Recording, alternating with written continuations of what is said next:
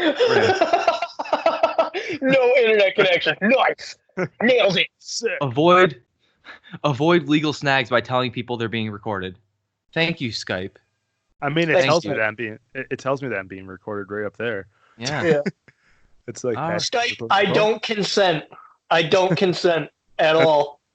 Welcome to the NuMusick podcast. We got your 2 regular jackoffs from upstate New York. My name is Patrick. And I'm Kyle. Here we go. Here we go. And he's got a Miller Lite this week? I do. I do. It's getting worse for you, man. Yeah. Your beer taste is just getting worse every week.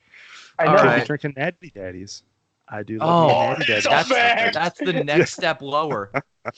It is. And the only thing worse than Natty Daddies are Steel Reserve. That's a fact. I've also had a Steel Reserve or 2 in my life. Not very good. Tastes like you're drinking the can. I think that's why they call it Steel Reserve. Yo, That's only a real fucking beer, bro. That's the only beer to drink. You're not really homeless unless you drink Steel Reserve. You're not really homeless unless you eat the can. Oh, man. All right, so at this point, I'm sure the listeners have realized there's a third person here. I wonder who that could be. Is it Matt? No, it's not. No, it's not Matt. I'm sorry, guys. We killed him.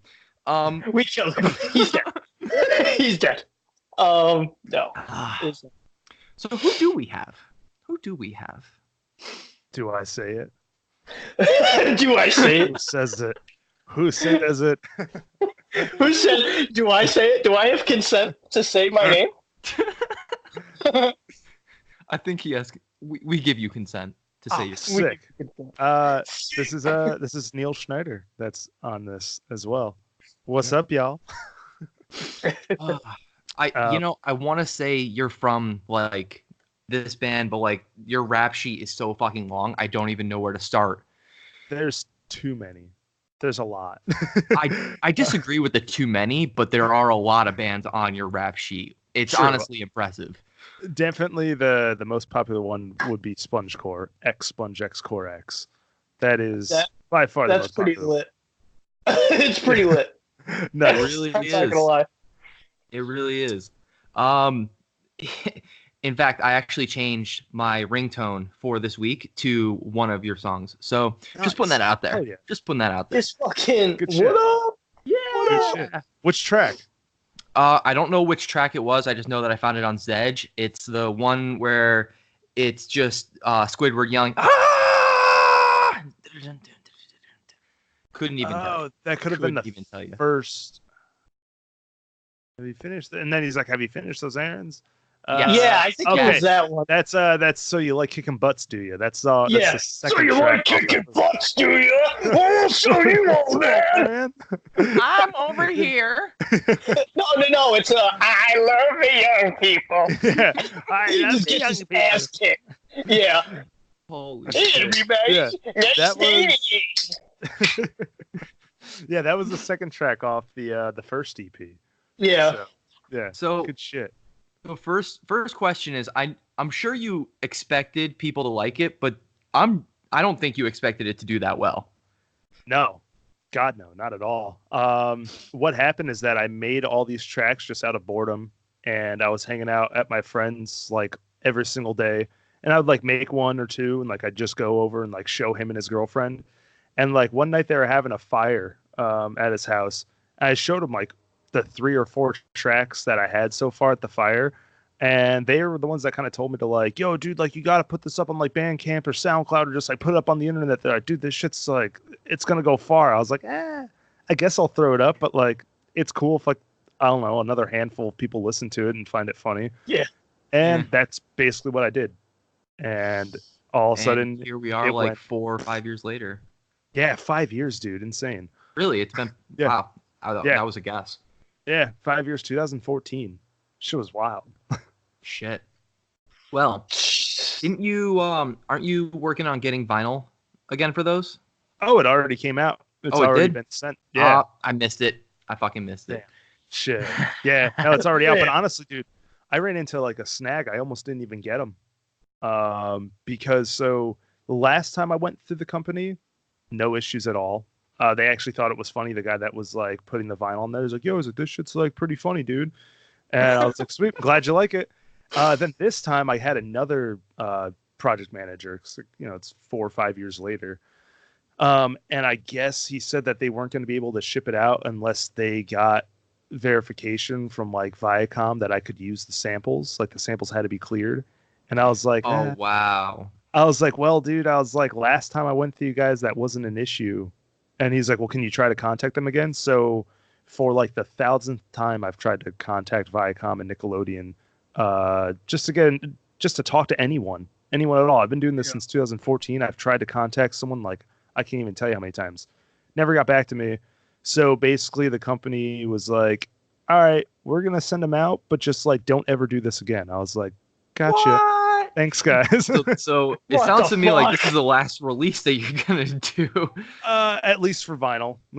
Yeah. That's fucking rough, though. That is rough. Yeah, they basically just told me not to do it again, but just like, here you go. Because they already had them all made, but in order to, like, I guess they thought about that right before they shipped it out. Like, they were already produced and, like, made, like packed up and everything. Oh, for God's sake. Yeah. But at that point, just fucking do it. Like, you already got it made. Like you already got it packed. Was making them say that, if I had to guess. Yeah, probably. But, damn. So, if I remember right, didn't you get a picture with the guy that voiced SpongeBob? No, that wasn't me. That was my friend Jenny. She went down to Comic-Con one year, and I think it was like the first year that it blew up. And she wrote down like xSPONGECOREx rules on a piece of paper and had him hold it up, and like then sent it to me on the page. Yeah, and I was like, dude, what? I was like, Tom Kenny. So whether he vaguely knows it or not, he still has heard the name. He has, and he actually signed someone. It was a couple years ago. Someone got their CD signed by him as well. No fucking way. Yeah, that is so cool. That was cool. That's dope. Yeah, that was fucking cool. Yeah, I thought that one was dope. Shit. Yeah, like both of them are so cool. I was just like, damn, shout out. The only other cool thing that I know about the SpongeCore whole project thing was, didn't you get you had a certain drummer involved with making some of the songs. I want to say it was the drummer of Black Tongue, if I remember right. No. So what happened? No. So like none of them ever actually helped me like make the songs, but Jesse Kirkbride, he was like formerly in Traders and stuff. He doesn't really do that much stuff anymore with the music scene, but he's the one that like mixed and mastered it. The second EP. He mixed and mastered it, but he showed it to the guys from like Infinite Annihilator and Black Tongue and such, and like they all loved it. Like he like sent me a message and he was like, dude, he's like currently rocking it out with Aaron Kitcher right now. He loves this shit. I'm like, nice, dude. Dope. Sick. Yeah, I was like, dude, dope, good shit. Because I definitely remembered seeing that name come across when like all of it started blowing up. Because they were like, because it was like within that same scene of bands like Traders and stuff like that. So like, yeah, they definitely knew about it, but no one actually like helped me with it. It was basically just me and actually Kyle Pepino helped me on a couple tracks. Fucking love that guy. Yeah, great dude. And then my friend Adam also helped me out with some stuff as well, but just like small things like ideas and stuff. So yeah, good times. Jesus Christ. So I actually Pat actually copied and pasted your messages and like sent them to me. So I the one. Yeah, the one. But I couldn't listen to all of them, but I did listen to the fucking what was it? It was like a cyber grind thing. What the fuck was it called? Like anal something? Lake of Anal Mucus. Okay, Kyle, this would have been a great contender for back when we were still doing Is It a Real Band? Yeah, that's a fact. I like listened to the first. I like listened to like not even half of it, and I'm like, "Yep, this is cyber grind." I was like, "Yep, this is it." That was a wild one. That's technically like the first like music that I ever put out. I was on a forum back in the day. Yeah, I was on a forum back in the day. It was like a big metal forum, And like everyone was huge into Cybergrind at the time on that forum, and I was like, well, I want to get a part of this. So God, I think I was 13 years old. And I just like wrote all the fucking like just the drums on like some dumb program and like exported them. And then one of the guys was from Turkey. He was the guitarist, and the other guy was from Romania. And they were in like the biggest Cybergrind band on that forum, which was called Corridor More Cyber Shit. You can still find their stuff out there. What the fuck? They were pretty popular though too. That's a fucking mouthful. Yeah, Corridor More Cyber Shit. Holy shit. Kyle, if we ever do the Is It a Real Band thing again, we're going to have him help us out with that. Yeah, Jesus dude, I'll Christ. help you out. All these God. obscure Cybergrind bands. Oh, God. But yeah, no, those guys were dank, but yeah, no, the vocalist and the guitarist helped me with Lake of Anal Mucus, and we did like a few EPs, and then just called it a day. Here it is. Yeah, and that was like when I was like 13 and 14 years old. I released those, so it's technically the first stuff I ever released. When I was 13 and 14, I was trying to find some of the most obscure porn on the internet. And you're just releasing EPs, like Jesus fuck. I was still like my first beer was at 13. That's what I accomplished. That's what I accomplished at 13. Fucking nailed it. Jesus Christ. I mean, it's not like this stuff was any good. When I listen back to him, just like, oh, not the best, but it was fun. Hey, but you fucking started somewhere. Yeah, true. Cybergrind is not the greatest fucking genre in the world. It's really not. It's not that good. It's an really acquired taste.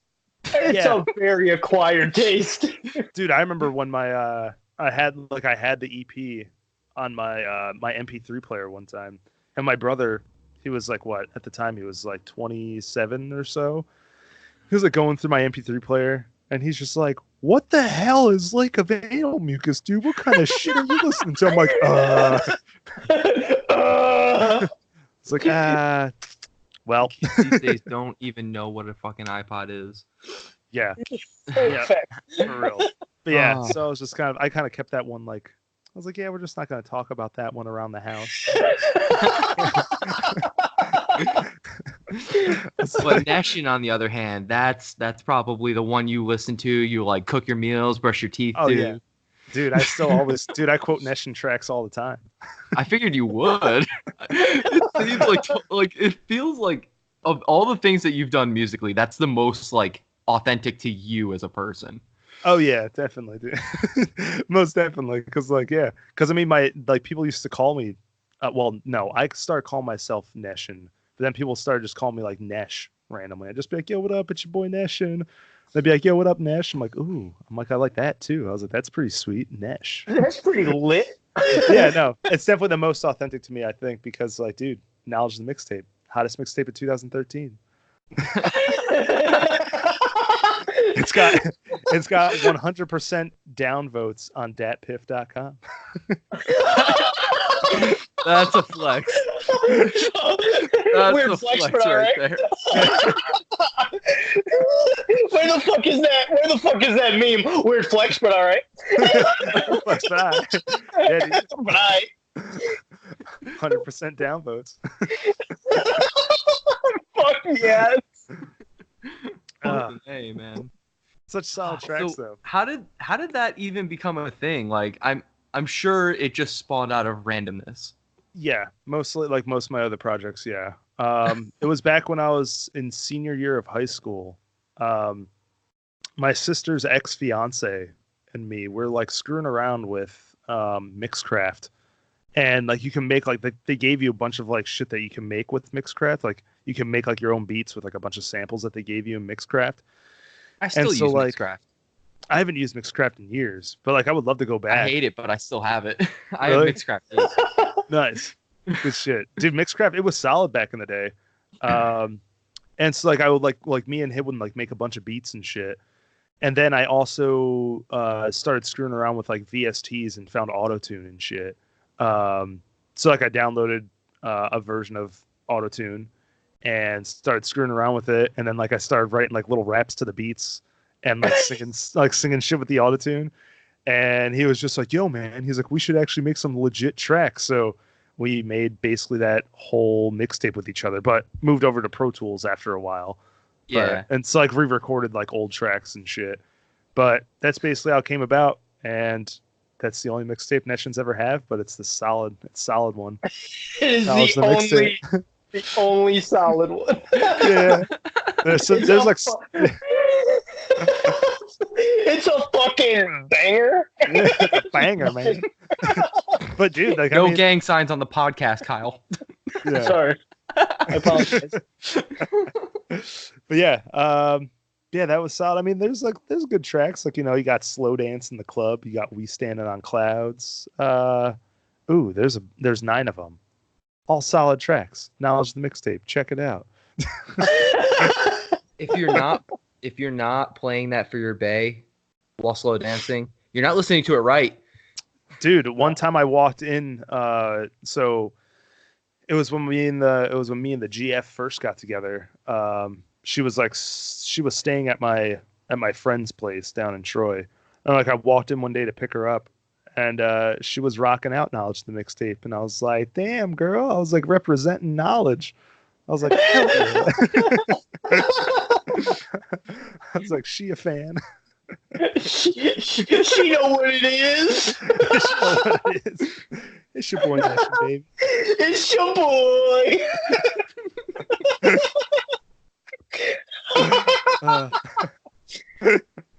Yes. Definitely one of the most more walked in with the arm right over the shoulder, like, it's your boy. Yeah. Hey girl. Hey girl. Hey girl, what's poppin'? Oh my god. Yeah. So interesting project.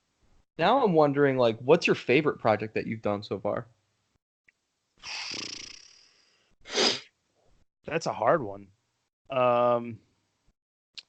Because they've all had like their fun times. Like, I don't know. It's really hard. Because I mean, SpongeCore was like the best one in the beginning. And I mean, it's still fun, but like my mindset, I've tried to make multiple SpongeCore tracks within like the past year or two, and they all just, I was like, my brain's just not with it at the moment. So that's why I haven't released anything new. But that shit was fun. Neshin was fun. Because Neshin involved a lot of friends, like having friends come over. So that was fun. Vintertodt is cool because like I love black metal, and that's like the most like legit, like. Say that again. Vintertodt. The name of the band. Vintertodd. If you guys I've been trying to figure out how to say that. Yeah, this whole time. Oh, do you Vintertodd. even know, man? Well, actually, no. When you sent me Vintertodd, Pat, I was like, I immediately said Vintertodd. I was like, I'm hoping that's right. Let's do it. Oh yeah, that's right. I legitimately overpronounced every letter in that, so I was like Vintertodt. All right, all my favorite bands I mispronounced the hell out of. I know it. Same now. But let's go into that black metal project. So as the viewers and the listeners know, I'm sorry, I can't fucking stand black metal. I can't. I'm not gonna lie to you. I enjoy it, but I don't pretend like I know everything about black metal. Oh well, yeah. It's cool when I hear it, but I don't pretend like I know it all. I'm telling you right now, I try on so many different bands. Or well, I shouldn't say so many different bands because I don't really listen to the fucking genre. But I as soon as he sent me your black metal, and I was like, you know what? I'm just gonna look it up. All right, I looked it up on YouTube because my Spotify was acting up. So I was like, let's just go to YouTube, and I found it, and I saw raw black metal. Before I even fucking I paused it, and I was like, fuck. I was like, fuck. And I knew this was coming. I knew it, but I was just wondering what the reaction was going to be. I had no idea. My immediate reaction was like, I heard the first riff, and I happened to look down, and I saw hashtag raw black metal, and I paused it, and I was like, fuck. Like, it's bad enough it's black metal, now it's fucking raw black metal. My life. And because Pat knows me very well, I can't listen to 2 seconds of black metal. I can't.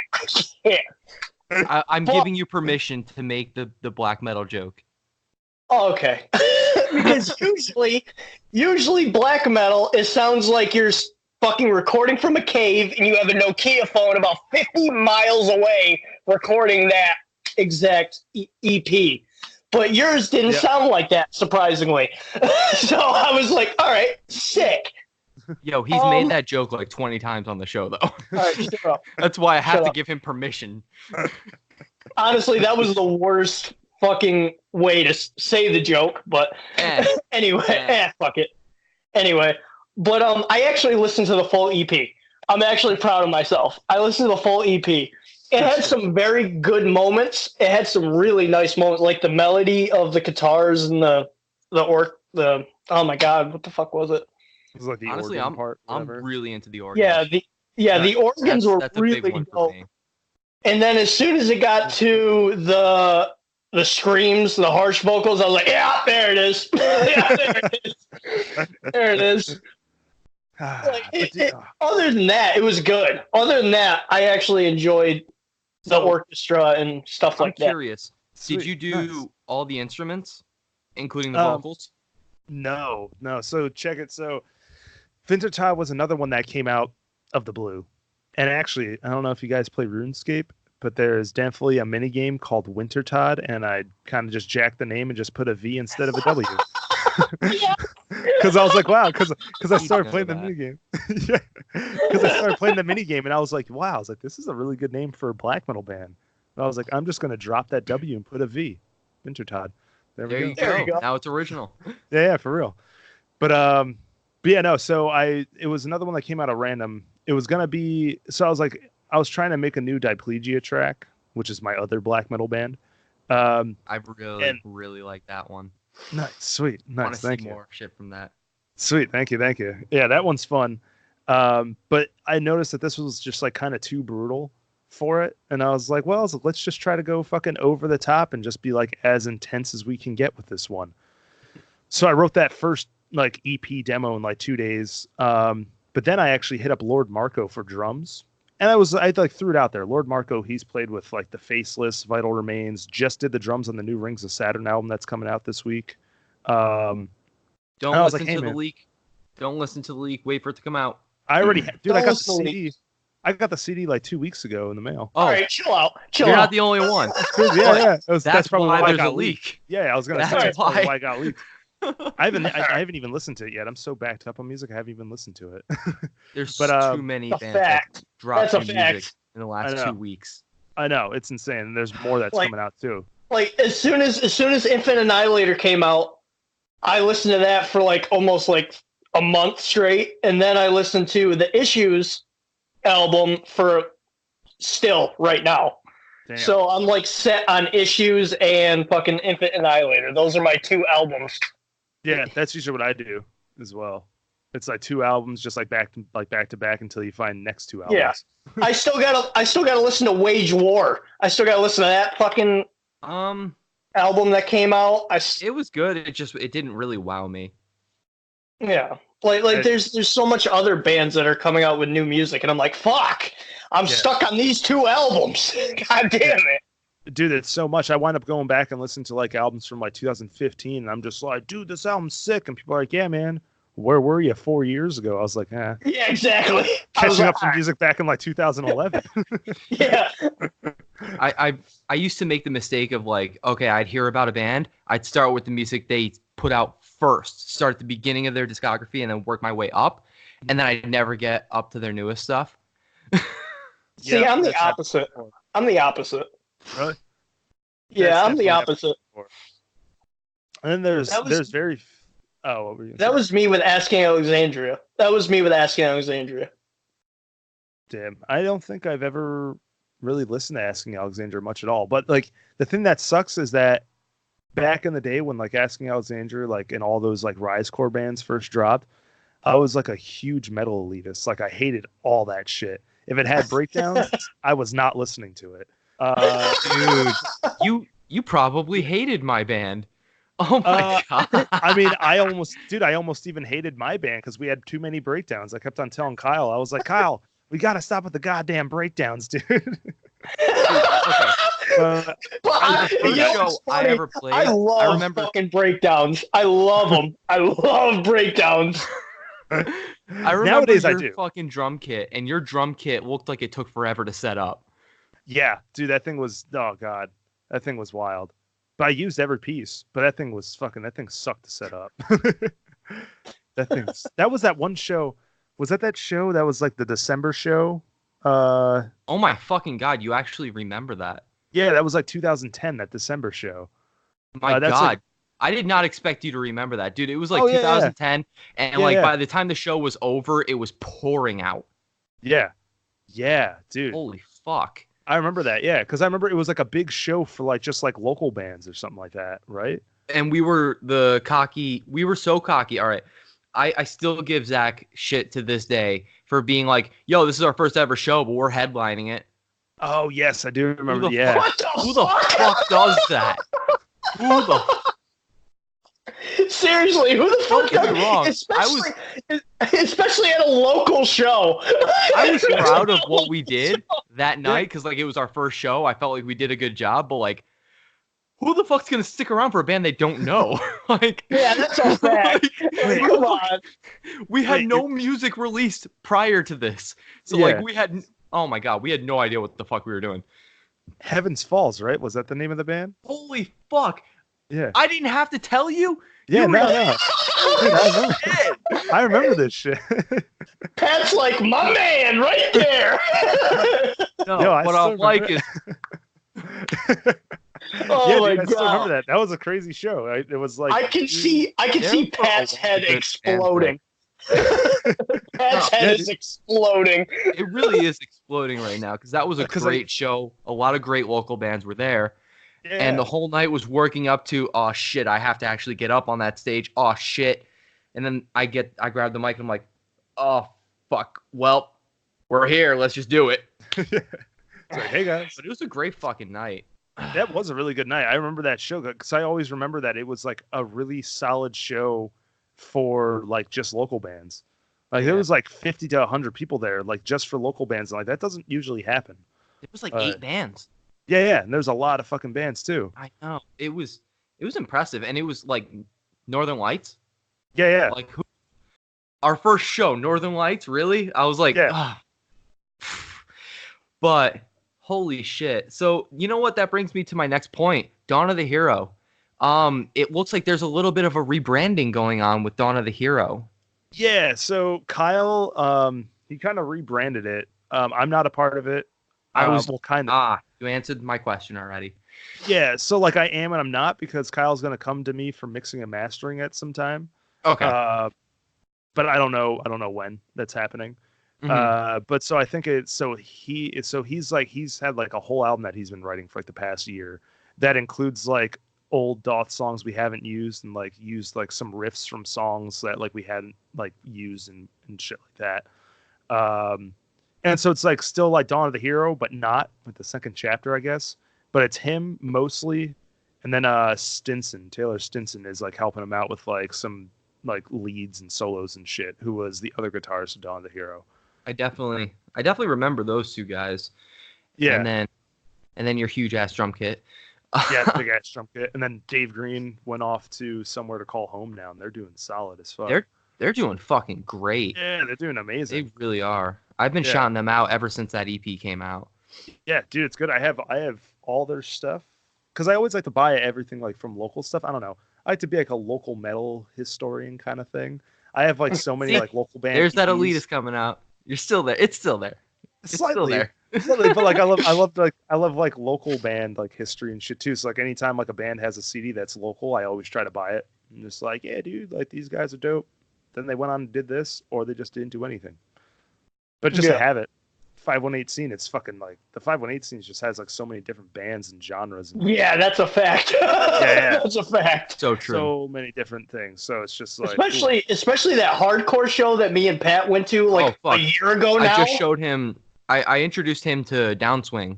Oh yeah. My and God. Ever since then, he's been on a huge hardcore kick. Nice. Oh my God, shit. Downswing is fucking lit. Like Dude, I'm not a fan of hardcore at all, but as soon as I went to that fucking song, as soon as I went to that, I'm glad he took me because I haven't been to a concert. Oh my God. Well, now it's been a year now, but it was like, oh my God, like 5 or 6 years. The only 2 shows I've been to since I came back to New York were the last 2 Downswing shows. I don't know why. Those are just, I think it's just because they were cheap and I knew where they were going to be. Yeah. Dude, they're so good, though, because I'm not a big fan of hardcore either, but I will definitely always jam Downswing and support the show. Oh, yeah.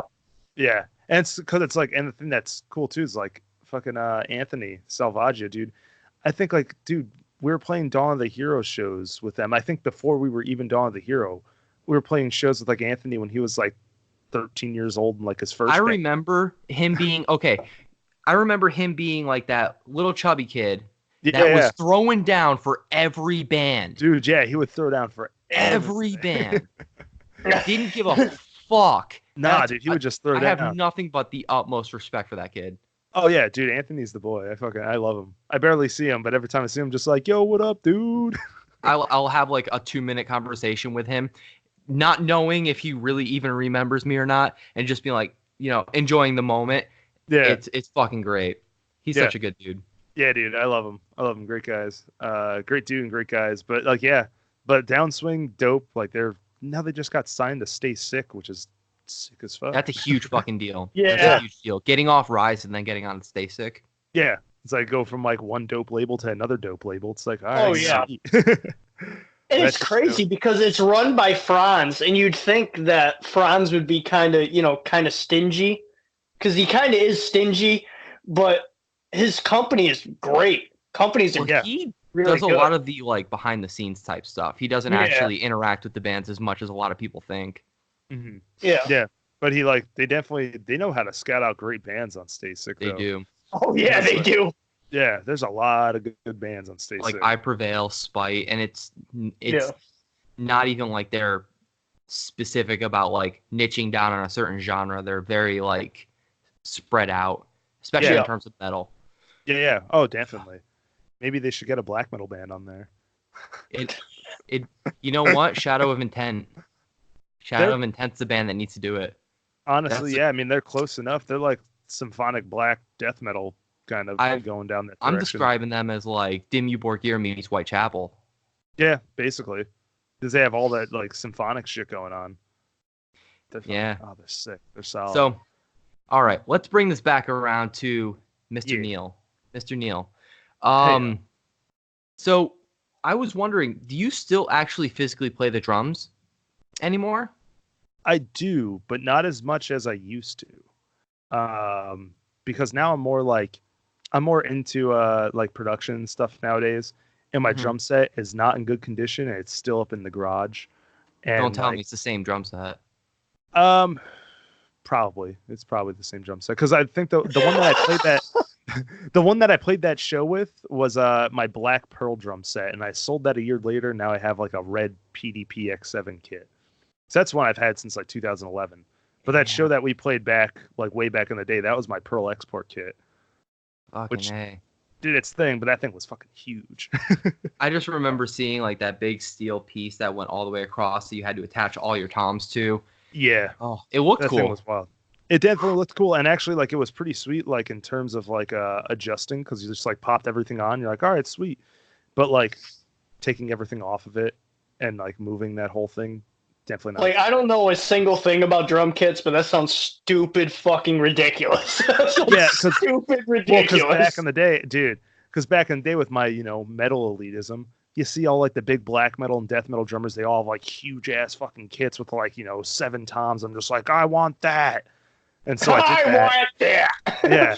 And nowadays I'm just like, dude, honestly, give me like your classic like snare, tom, floor tom, and a couple cymbals and shit. I'm like, I'm good. I'm like, I don't have time for a big old rack kit anymore. You don't really need all the extra shit. It's really cool to be flashy. Like if you're trying to do a lot of like super technical stuff, but you don't actually really need it. No, not to write good music that people can resonate with. Yeah, seriously. That was literally what you said was literally the definition of I'm getting too old for this shit. I'm getting too old for this shit. Basically, honestly, See real, the it big really ass is. fucking drum kit. I'm getting too old for this fucking shit. Give me that. Yeah. Like I'm just like I don't want to deal with like moving that shit anymore. I'm just like nah. I'll take a regular like 4-piece kit, 5-piece. That's fine with me. But this explains the production side of things. yeah. So yeah, that's why because yeah, and so I work more on production nowadays, and like I have my if I want to do drums like with Diplegio, all that shit was programmed drums. I'm just like sweet Vintertodt. The demos are programmed until Lord Marco does them. And like a lot of the stuff that I do, like anything that I make is usually like programmed drums. So I'm just like, I can do like all my beats that I would do, but just put it right in the computer and it sounds great. Like, we'll just do it that way. I totally relate because that's the shit that I've been fucking with lately. Just Yeah. working on like really simple hip hop beats. It's amazing how easy that shit is to do. Oh yeah. Yeah. It's great. And like I said, plus like the garage that I play in is like one, it's not insulated. So I can't play in the wintertime because it's cold. And then like in the summertime, it gets really fucking hot. So I'll be sweating my ass off. And just like growing up and like working mad hours now, like and doing other shit, I've just like haven't had as much time to play drums as I want to. But every time I get behind a kid, it's always a great time. Good stress relief, it sounds like. Oh my God, dude, it's great. There's been times that like I haven't played in like a month or two and I'll play for like 2 hours straight and I'm just like, yes, feel great. I'm surprised that you have that fucking endurance. Yeah, I mean, sometimes you definitely get tired, and like my hands get raw so easily nowadays from not playing for so long. Like, dude, I used to have like calluses on like my thumbs and shit from the sticks, but like I'll play and I get off, I'm just like, I'm like my hands hurt. I'm like, oh, back to not having good hands. Oh. Oh, Yeah. man. Yeah, it's basically mostly like production stuff nowadays, which I love. I love just as much, if not more than drumming, probably just as much. Because like I don't know, I love just sitting here and just like making shit sound dope. Yeah, every time Pat, like when he used to come over and we used to do the podcast over, he would sit there and like be on his laptop and do all that shit, and my head just explodes. Like I can't. I was like, no. Dude, there's a lot of shit that goes into it. It's insane. Like I'm not even like. There's definitely I can absolutely improve in so many aspects of it, but I've been doing it now for like 8 years, and like I'm still just like sometimes I'm just like, wow, I could be way better.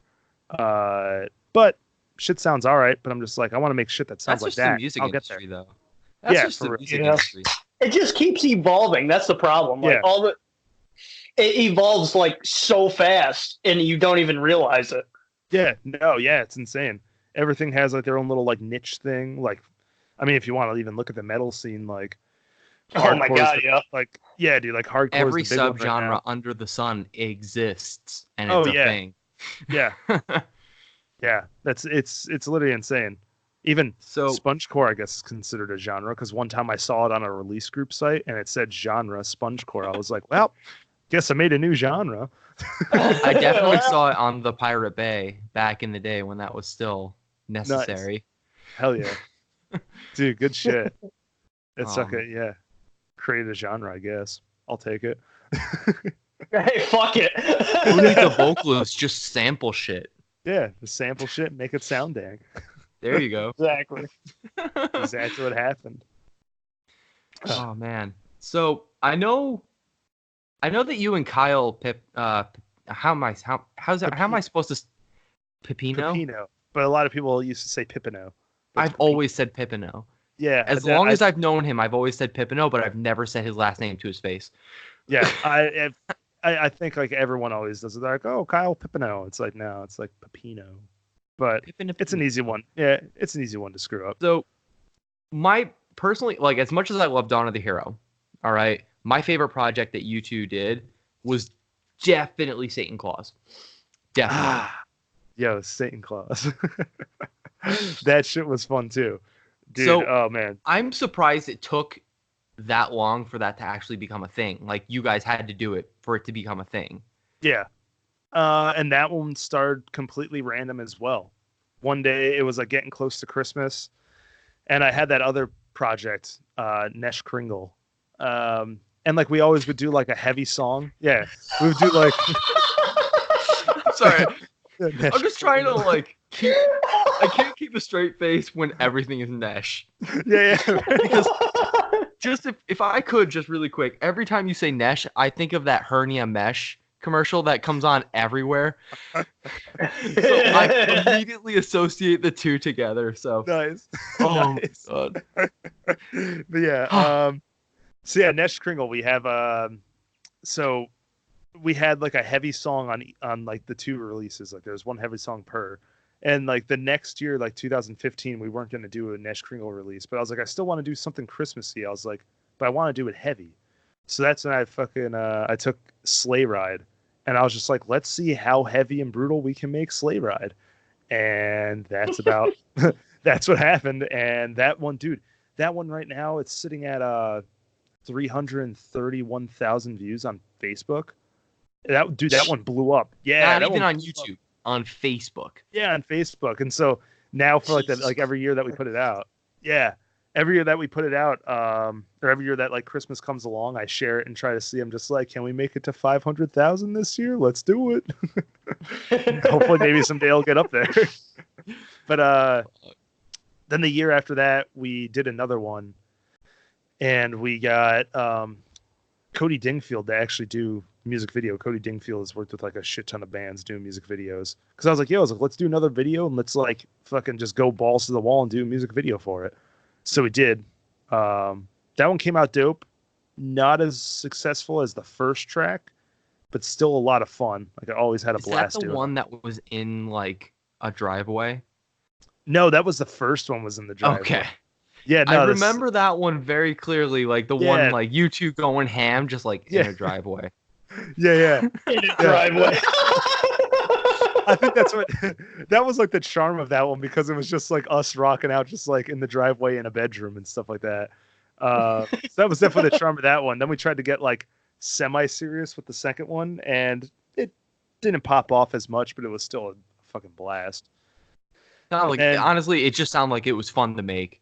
Oh, dude, it was a blast. And then we did the last one in 2017, which we actually had Andrew Patterson as guest vocals, which you guys did an interview with him too.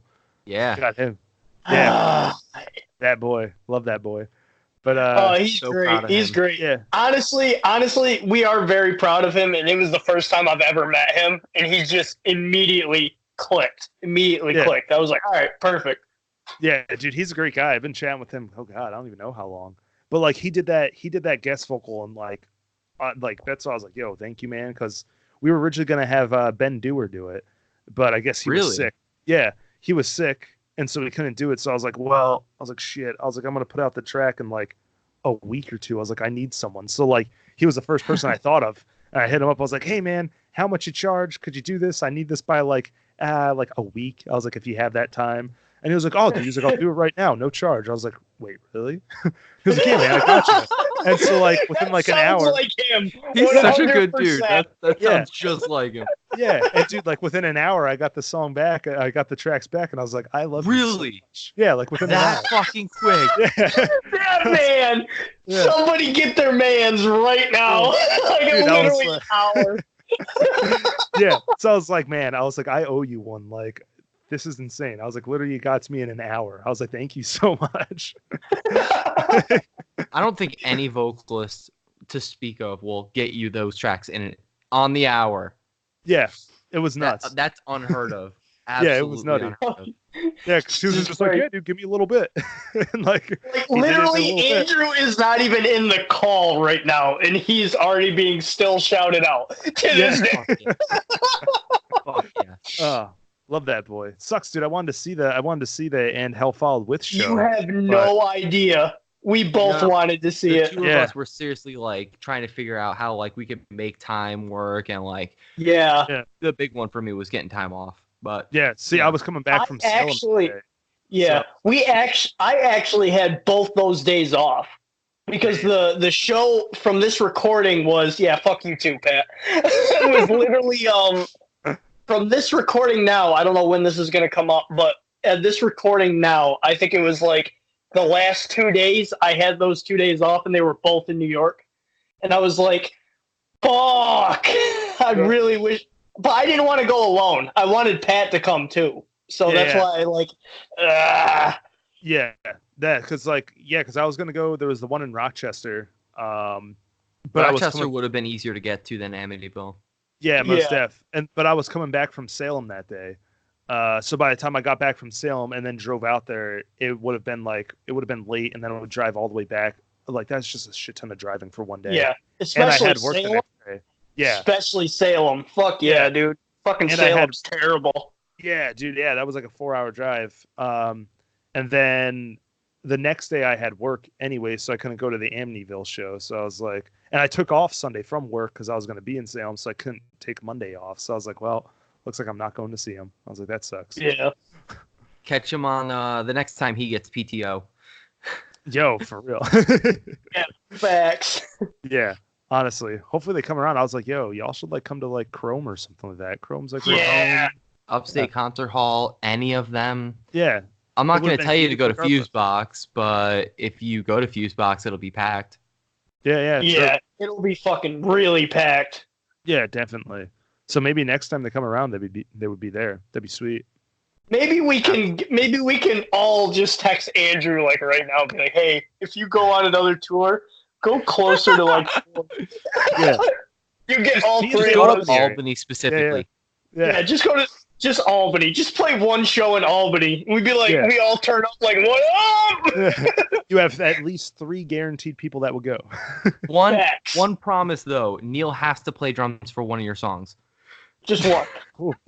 Just one. I would try it. I would try to learn a song. I'd be like, yo, I'll hop on stage. I would love that. Like, my dream is to hop on stage. I'm the only one here that's not hopped on a stage ever. Right. Like it's fun, but it's fucking nerve wracking, honestly. Oh, well, I bet. Yeah, because my anxiety would be like. Dude, but you forget anxiety like within the first couple seconds of actually performing.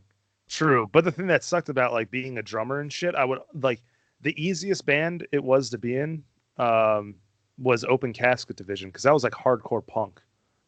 So that shit was like easy ass beats, just like the punk beat, fucking like super fast. Yeah, as long as you can keep up with the hi-hats. Yeah, but the thing that sucked is like in Dawn of the Hero, what always gave me like bad anxiety was like remembering like the fucking time changes, like all the breakdowns, like all like my foot patterns and shit. Like, dude, that shit gave me anxiety because like if I fuck up, everyone else fucks up. So I'm just like, so that's why I was kind of like, like playing live is fun. Like, and also, Andrew owes us a Jaeger bomb shot too, so he needs to come. Wow. Oh shit! Yeah, get that Jaeger bombs. We love. I love Jaeger, so. But for him, it's probably going to be Jaeger and Bang. Yes. Nice. Oh my god, he was a good guy. He was a good guy to interview. He was really good. Yeah, dude, he's dope. I love that guy. I've never tried. I tried Bang Juice once. Bang is like I've tried it numerous times. It's like I only like the cotton candy one. Oh, they have a cotton candy flavor. They do. Yo, honestly, if you like cotton candy flavored drinks, then try the Rainbow Unicorn one. Because I buy that one when I can't get my favorite, which is the Mango Peach one. Damn. Yeah. Yo, because I love cotton candy. That's like anything cotton candy is like. Yeah. But I'm a sweet. Andrew did bring up a really interesting point that the CEO of Bang has been giving money to Trump. So I don't know if you're a big Trump supporter or not, but that's why he went from being a big Bang drinker to a big Rain drinker. Yeah. Even though Rain is all right, I don't mean to. I'm getting into Rain. I like the peach one. Not like Rain at all, dude. Like Rain has like when it first came over to where I live, it was like fucking like I did try it. I tried all of them, and I'm like, these fucking flavors do not sound appealing at all. Like they honestly don't. Some of the flavors when they came over here, it was like I can't even remember now of what flavors they were now. But like there was only 3 of them, and it was just fucking no. I couldn't. Dude, I've never even heard of Rain at all. But I don't really drink energy drinks that much or anything. So I've actually stopped. I haven't had one in like vaping. a month. Yeah, I've also stopped vaping and smoking as well. Vape Nation. But yeah, Vape Nation. What up? But no, it's actually now I think it's a little over 2 months now. I haven't vaped or anything. But Shit. Proud of you. yes, thank you. But but yeah, for energy drinks, I think it's been a month now. Actually, no, it's not a month now. A couple of weeks at least, like 3, almost a month now. Actually, Good shit. Damn. I'm trying to get better, but yeah, You'll do it. I mean, caffeine is. Yeah, caffeine's pretty bad. Caffeine's pretty bad. Yeah, the only time I drink caffeine is when I'm doing like overnights at my job. Like say like Monday I got stuck doing the overnight. I was on a 20-hour shift. I was like, well, catch my ass drinking coffee. I was like, I need some shit to keep me up. But, it got so bad, like even as Pat, I was actually having like 4 or 5 to like 6 energy drinks a fucking day. God damn. Like, it was bad. A lot of energy. It was real bad. Shit, dude, I'd be off. A lot of energy drinks. Yeah. After a while, man, that shit just becomes water. Like, it was water at the time. Like, most of it didn't even work, especially if I was driving like 3 hours. Even if Pat was still talking to me, I was like, dude, I need an energy drink and I need my vape. Like, I can't stay up, bro. I can't. Damn. Dude, that's crazy. Shit. That's a lot of energy. So since I started working for Starbucks, I've literally become a slave to the siren. Nice. So I'm drinking nitro like 2 or 3 times a day now. It's bad. Shit. But you know what's really good though? I'll slow it down. Yeah, you know what's solid is that over in Portugal, where the girlfriend's from, now fiance, but where she's from, they drink. Yeah. So want to give a quick congratulations to that. Sweet, thank you. Congratulations. But they don't drink like full size coffees. They just drink little tiny espressos. But it's yes, dude, yes. I was actually that's amazing. Yeah, I was actually Ralphie May actually covered that on one of his specials. But rest in peace, Ralphie May. He died 2 years ago. But he was like, yeah, like this guy came up with like a shot glass of fucking coffee. He's like, no, I want a big ass cup of coffee, like a regular ass cup of coffee. And he's like, all right. He's like, I should have realized there was something up because it took an hour and a half to make that cup of coffee. The best part is he's like, yo, I took a sip of it. It was the best cup of coffee. I put that cup down, shit my pants immediately. Yeah, dude, because it's like, dude, it's just like it's espresso. So that shit's like mad straight espresso. Yeah. Dude, that shit was like, I don't know, it's dope because every time we're over there, like, they usually drink it after every meal. So like, you have lunch, and it's weird because they don't really have like breakfast, so to say, over there. Not really a big meal for them, but like lunch and dinner, like you have lunch, you drink some coffee, and like that just like gets you through the day until dinner. And like they always have like over here, like America's such an early country where like people are going to bed at like 9-10 o'clock. Over there, they're eating dinner at like 9-10 o'clock, and like most people go to bed at like 2 or 3. Yeah, your boy goes to bed at like it used to be at like 6 or 7. Damn. Well, Kyle, I'm still night owl. Kyle has to open, so yeah, Kyle's got to get to work dumb early. I usually wake up at around now they moved me up an hour, so that's why we couldn't do this earlier. Yeah. Ooh, a fucking hour, so I'm more behind and I get rammed in the ass even more. But I used to be waking up at like 2 o'clock in the morning and then going up and oh my god. Yeah, exactly. Now I get up at 3 o'clock. Ooh. That's like, I go to bed between like 3 and 4 o'clock most nights. Fucking same, dude. Yeah, dude, I'm such a night owl. Like, oh. My problem is that like with the 2-year-old, like I don't fucking know how to sleep, and pairing that with being an insane insomniac, like I don't understand sleep. Sleep doesn't understand me. We don't get along very well. Yeah, dude. Oh yeah, I'm insomniac, like a night owl as well. It sucks. Always have been. Like even when I was a kid, like could never fucking fall asleep. And normally I'm like working on beats or like trying to like put something creative together, but I got to be honest with you, these last 2 weeks, it's been a lot of late night anime. Good shit. Feeling like I'm like 15 watching Adult Swim all over again. Hey man, gotta do what you gotta do. I watch way too much YouTube. I watch so much YouTube. That's literally me. Me. I just watch YouTube. I'll stay up until like 4 o'clock and I watch video game YouTube shit. Like facts, this bro. fucking guy. Facts. This guy in his goddamn Twitch stream. He sent me one that was like 3 hours long, and I'm like, I'll try to watch it. Well, no, the thing is, like, I don't watch like the streams and stuff. Like, I watch like a bunch of like, did you know gaming, or like, oh, let's find these Easter eggs in these games. I'm just like, I was like, oh, like 10 obscure Easter eggs that were never supposed to be found. I'm like, well, of course, I'm gonna watch that. Yeah, of course I'm gonna fucking watch that. What do you mean? Or like 5 games that weren't like 5 like there's one guy like Larry Bundy Jr. But it's like like 5 games, 5 games that weren't finished because of their dickish like from dickish developers. I'm like, well, I'm gonna watch that. Why didn't they finish these games? Exactly. Or it's like 5 games or top 10 games that were taken off the shelves because of like fucking something. Something crazy. That's the shit that I love. Like, the only stream that I actually watch is like fucking Ray from Rooster Teeth. Like the only person that I watch really that does like a football stream or whatever. It's like a bunch of like NCAA college football with all their mascots as football players just doing a tournament. That's the only thing that I watch, honestly. Nice. For streamer wise. Yeah.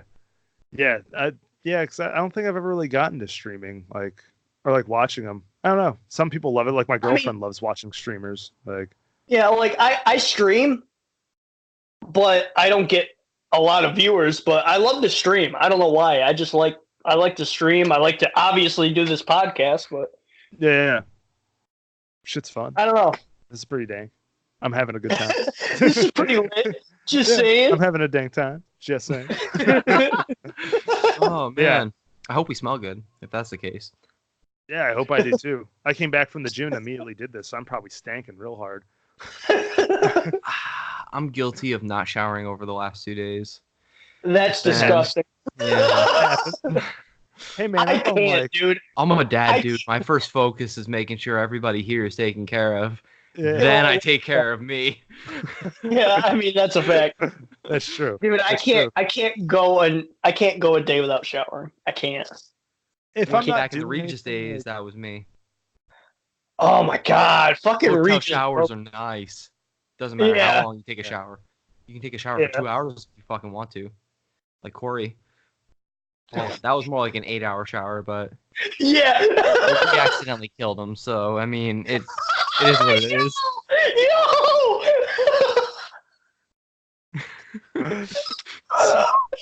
I'm sorry, Neil. That was an inside joke. I was gonna say, that sounds like a story. That fucking 8-hour fucking shower. He was passed out most of the fucking time. Really? Yo. So Neil, have you ever heard anybody say that they've never drank 2 Four Locos? Four Locos.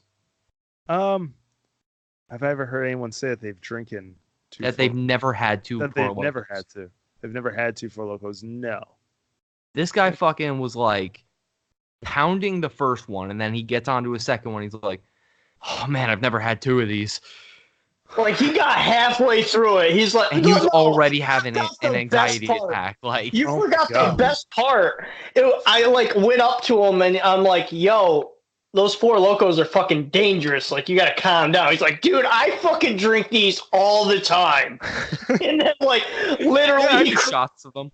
It's no big deal. I just do shots of them.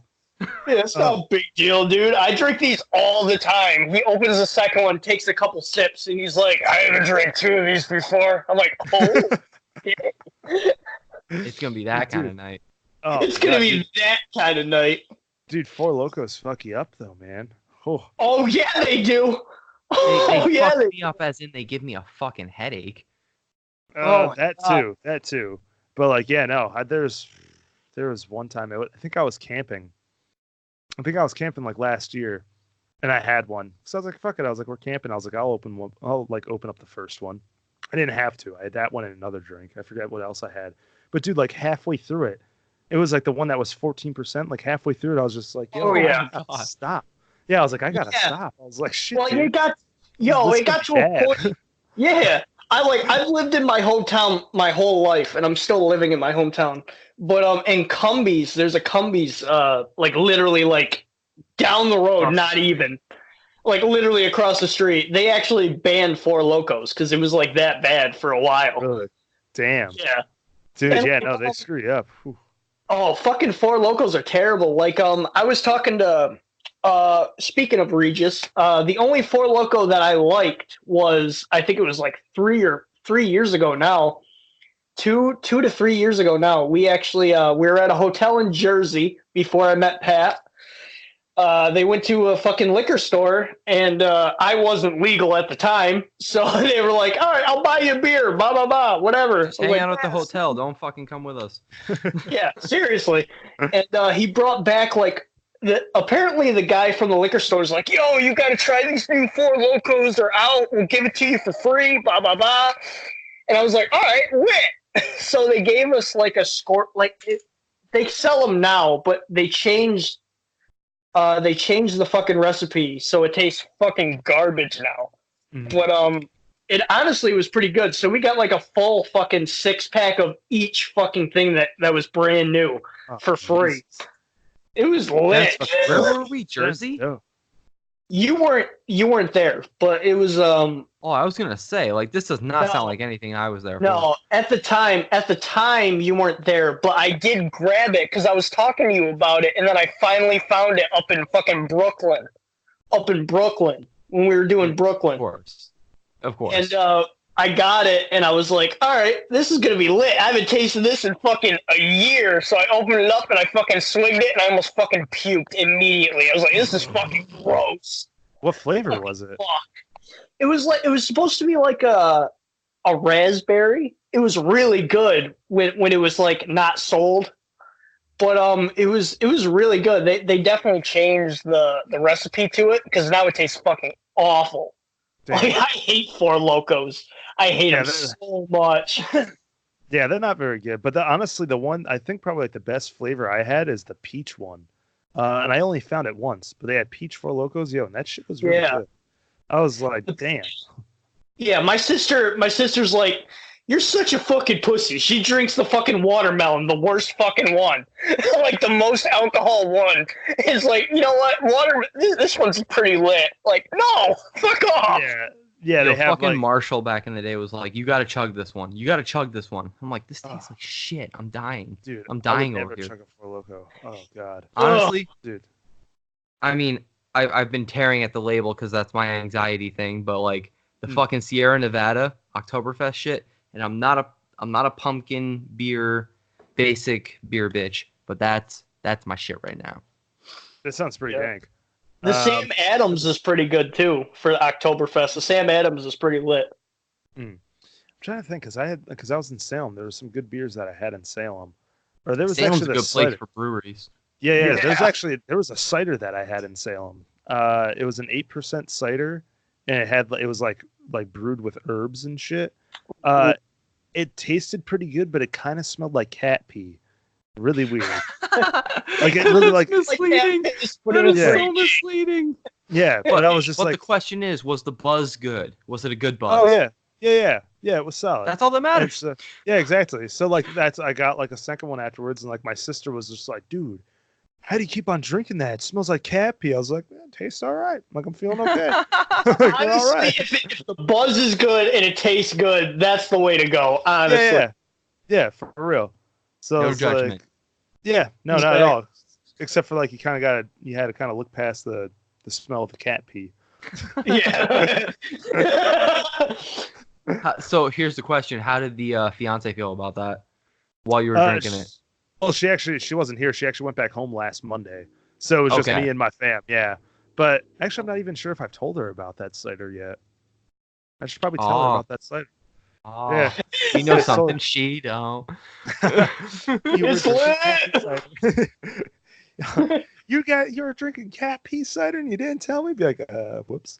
Yeah, about that. Wasn't the first thing I wanted to tell you about last time we talked. Yeah. About Salem. So how was Salem? Oh, there's a cider that fucking smelled like cat pee. It's great. You should try it. You should try it next time you come up. Yeah. Yeah, try it. We'll go back. Hopefully they still got it. But no. Fuck the shit you would do, man. Yeah, it was dope though. But otherwise with beers and alcohol, like I don't know, wine. I just like me a Pinot Noir, that box wine. Oh my god, that'll fuck you up. That'll fuck you up. Fucking box wine. Let me tell you with box wine, because this reminds me of a story. Pat, you don't know this story actually. Ooh. It was about my passed away grandfather. He used to drink straight box wine, like no matter what. You can tell this motherfucker's an alcoholic. All of us are alcoholics. So he was like, he called his my grandmother. He's like, Carol, fill me up. So she grabbed the glass of wine, and I swear to God, from this day, I don't know how he did it. But he's sitting there and he's like watching TV and sitting down there, and she's like, all right, Pat, literally tries to fill it up, and he didn't have to look. He didn't even look at the glass. He didn't look at all. He just heard the fucking sound. He's like, all right, that's good. Turns around, and it's at perfect fucking level. Didn't even blink or nothing. Didn't even look at it or nothing. Okay, this is totally going to be me when I get that age. That guy's a fucking legend. Rest in peace, Pop. Oh my God, he's a fucking legend. Yo, that's amazing. He was a legend. That's like, yeah, that's good. I don't know. He did it every time. Every time. He's like, yeah, Carol, that's good. Brings it back. It's like perfect. I'm like, what the fuck? Yo, that's fantastic. He knows the sound of his glass.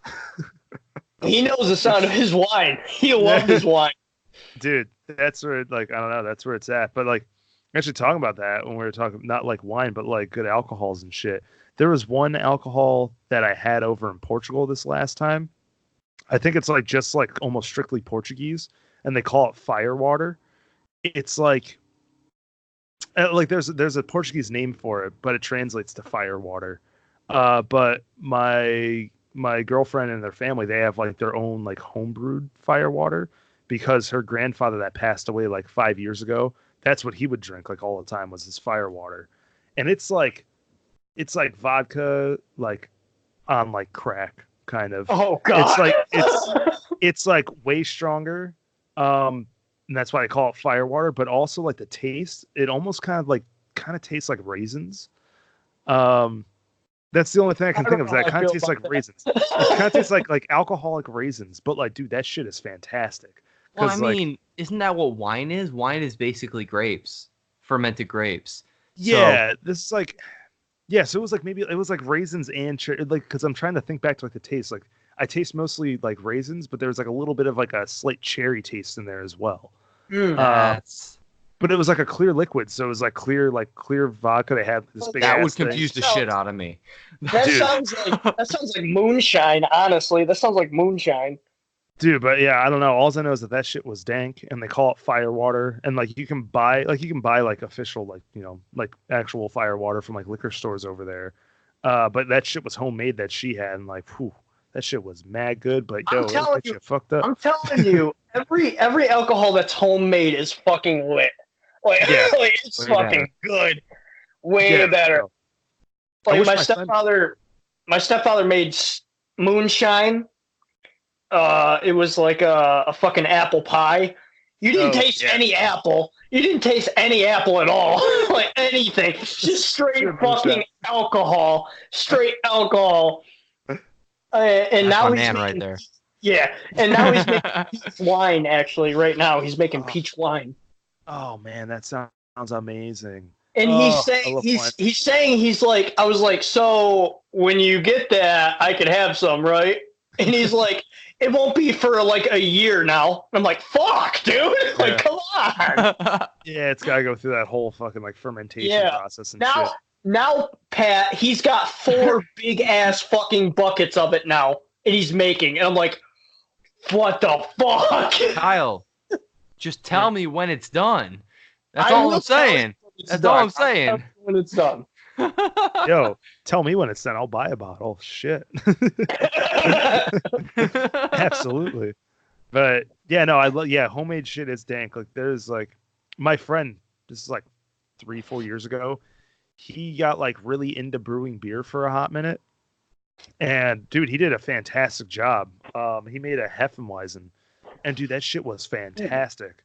And a Hefeweizen, no, like a Hef. It's like Hefeweizen or Hefeweizen. It's something fucking German.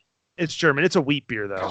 But he made this dope ass Hef. And like he had everything down. Like he had like all the calculations, like chemistry shit down with it. Like he showed me his whole like brewing thing. This literally sounds like my brother-in-law with kombucha. Oh, dude, kombucha. Oh my god, I could go off about kombucha too. God damn. But yeah, no, he had like all this shit down, and so he did that, and I think he did a batch of like a stout. None of it tasted like it was homemade at all tasted like legit. And then he was doing like a double chocolate like stout something, and then just I'm sorry. You lost me on fucking chocolate. I'm sorry. Yeah, it was something like he was just trying it out. Yeah, wait, I don't even care. I would have fucking tried it. I'm sorry. Yeah. I'm sorry. Whoever first put chocolate in beer should be shot. Like, here's what you need to understand about the idea behind that is that chocolate literally raises your serotonin. It produces the happy chemical. That's all you need to know. True. That's all you need to know. So why not put that in a beer? Even if it's just the smallest amount. Makes you happy. Yeah. It's like that fucking Dunkin' Donuts coffee beer that they fucking made. No. That oh yeah, I forgot about that one. Surprised me because it was better than I expected, but I still would not buy that willingly. If someone handed it to me, I'd drink it.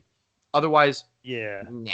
Although I do love coffee beers, like Browns. I've actually never had a coffee beer. But oh really? Dude, Browns down in Troy, they had a cappuccino milk stout, and that shit was fantastic. Oh my god, they haven't had it for years. Yeah, they haven't had it for years. But yeah, dude, like I live right down the road from that Browns on River Street. Oh really? I'm on 6th. Oh really? Shit. Damn. Yeah, I'm close to Lansingburg. Damn. Yo, good shit. I used to go to Browns all the time, and I worked at Browns for like 2 years. I'm sorry. Yeah, it's definitely changed now. I'm sorry. No, the reason I say that is because I used to do a lot of Uber and Lyft late at night, so I remember distinctly the type of people that go into there. Yeah. And that's why I say I'm sorry. There was it was interesting, but like it was fun. But I remember we always used to go to Rockin' on the River like afterwards down at Brown's where they had a DJ. And then like so me and my friend we used to always just go down there and just watch like all the I guess quote unquote Chad and Stacy's. So we'd like sit there like at the side like with our drinks and like all like the dudes just being like, yeah, what up, bro? Like we'd just be assholes being like, yeah, what up, bro? My name's Chad. What's your name? Oh, dude, my name's Chad. What up, bro? It's like we were just like being assholes. But like one time a huge fucking brawl broke out. Like, and we're just like, oh shit, like, dude. And then they took it like down the stairs, and like, dude, all these dudes were just beating the shit out of each other down there. And of course, me and my friend are just standing there the whole time, like we're like all standing, like everyone's like, stop. And me and my friend are just like, yeah, bro, what'd you say to Tracy? What'd you say to Stacy? I'll fucking kick your ass, bro. You're such assholes. But like, and then after that fight, they stopped like DJs on the deck at Browns, and like then there was just no more DJs on the deck at Browns. And then I think like the kind of like that kind of crowd, they just moved back over to the Ruck. And I was like, yeah, I guess they can stay at the Ruck. That's fine. I hate the Ruck. Yeah, that's what, because I always went to Browns because, yeah, Browns on like a good Friday or Saturday was like people that are just chill. Then like, you know, we would call it Chad Bar. It would turn to Chad Bar and Rockin' on the River. Okay, I can absolutely see you being like, yo, we just walked away from that huge fight like Sorry. You see that bruise right here? Right here? Yeah, I was right there. I was in that fight. Yeah, I was in that fight, dude. Like, yeah, I got in that shit, dude. I was fucking got in that shit. Fucking knocked him out clean, bro. Like, fucking. And if you don't believe me, bitch, I'll see you in the pit. That's it. Pit, bro. That's it. Come in the pit. That's it. Fucking HEDPE. Fucking that fucking band. Fucking Christ. What? HEDPE. Oh yeah, It's okay, like, yeah, those guys. It was like, why you acting like a bitch? Acting like a bitch. It's like something toughen up and get the fucking or see Kyle you in the is pit. the reason why this is called the NuMusick podcast. Nice. HEDPE has been like fucking. Oh my god, they're old as fuck right now, dude. Like, they're old as fuck. They're old as fuck. Yeah, because what, they were like new metal-ish, kind of, right? Oh yeah, like that. Like I think like the album that I have on my phone is like fucking if it wasn't for hip hop, I'd probably be dead or locked up in the pen or something like that. It was like he thought he was like hip hop, but he was like new metal. It's like what the fuck? And like that same album was like American Beauty. I don't know if you know that song, American Beauty by HEDP. It's literally him. It's literally him. Like what the fuck was it? It was like oh my god, what the fuck? It was like it's like him like having sex with 17-year-olds and like questioning if they're legal or not. Like swear to God. Yeah, that's exactly what the song is. It's like it's like, hey daddy, can I talk to you? I'm only 17, but I know just what to do. I want love, daddy. Come give it to me. It's my birthday. And he's like, all right, let me see your ID. Big ass, big tits, look at least 23. And he's like, I'm going straight to hell. And he's like, yeah, it's fucked, dude. It's fucked up. Oh I'm like, what the fuck? I bet you that's Davi Vanity's like favorite fucking song. Yo! He brushes his teeth to that fucking song. He fucking puts his dick to that fucking song, dude. Yes. Oh my god, dude. And the worst, like that's their most like fucking craziest album, honestly. And then they got really soft in their next album, so that's probably like their worst fucking album. That's probably their cringiest album.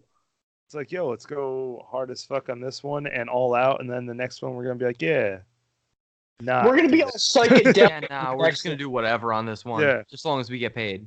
Yeah, it's like literally they went to like very hardcore. It was like hardcore pop mixed with fucking new metal, and then they went to like psychedelic, like Tool kind of way. That's fucking weird. That's wild. Yeah. Talk about hopping genres. Yeah. You know what's funny? I found out about that band on a video game, Blitz the League 2. They had a Represent on that game.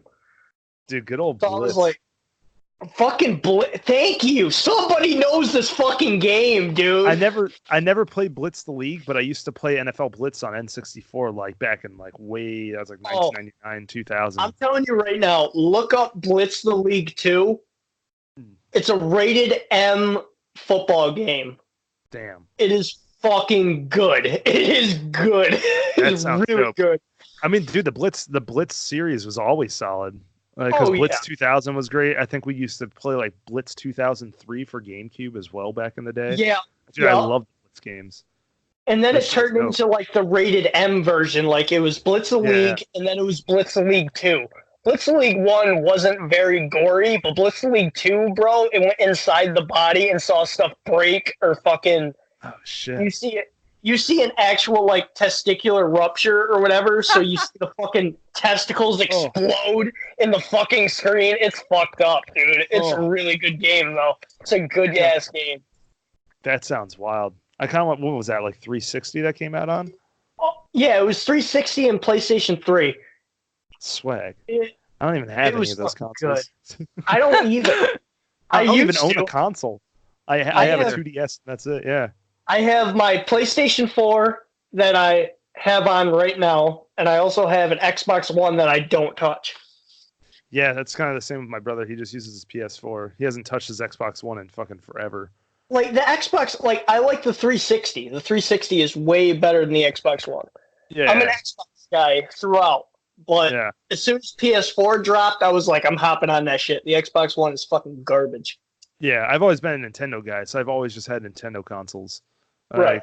And so actually, I bought a Switch. Me and the fiance went half and half on the Switch, and I just told her to bring it back home with her over to Portugal because I was like, I'm never gonna play it. I played it twice since we got it, and like one day I literally like sat down. I was like, I'm gonna play some Mario Kart. I sat down, turned it on, and I was like, I just don't want to play it, so I just turned it off and put it back away. And I was like,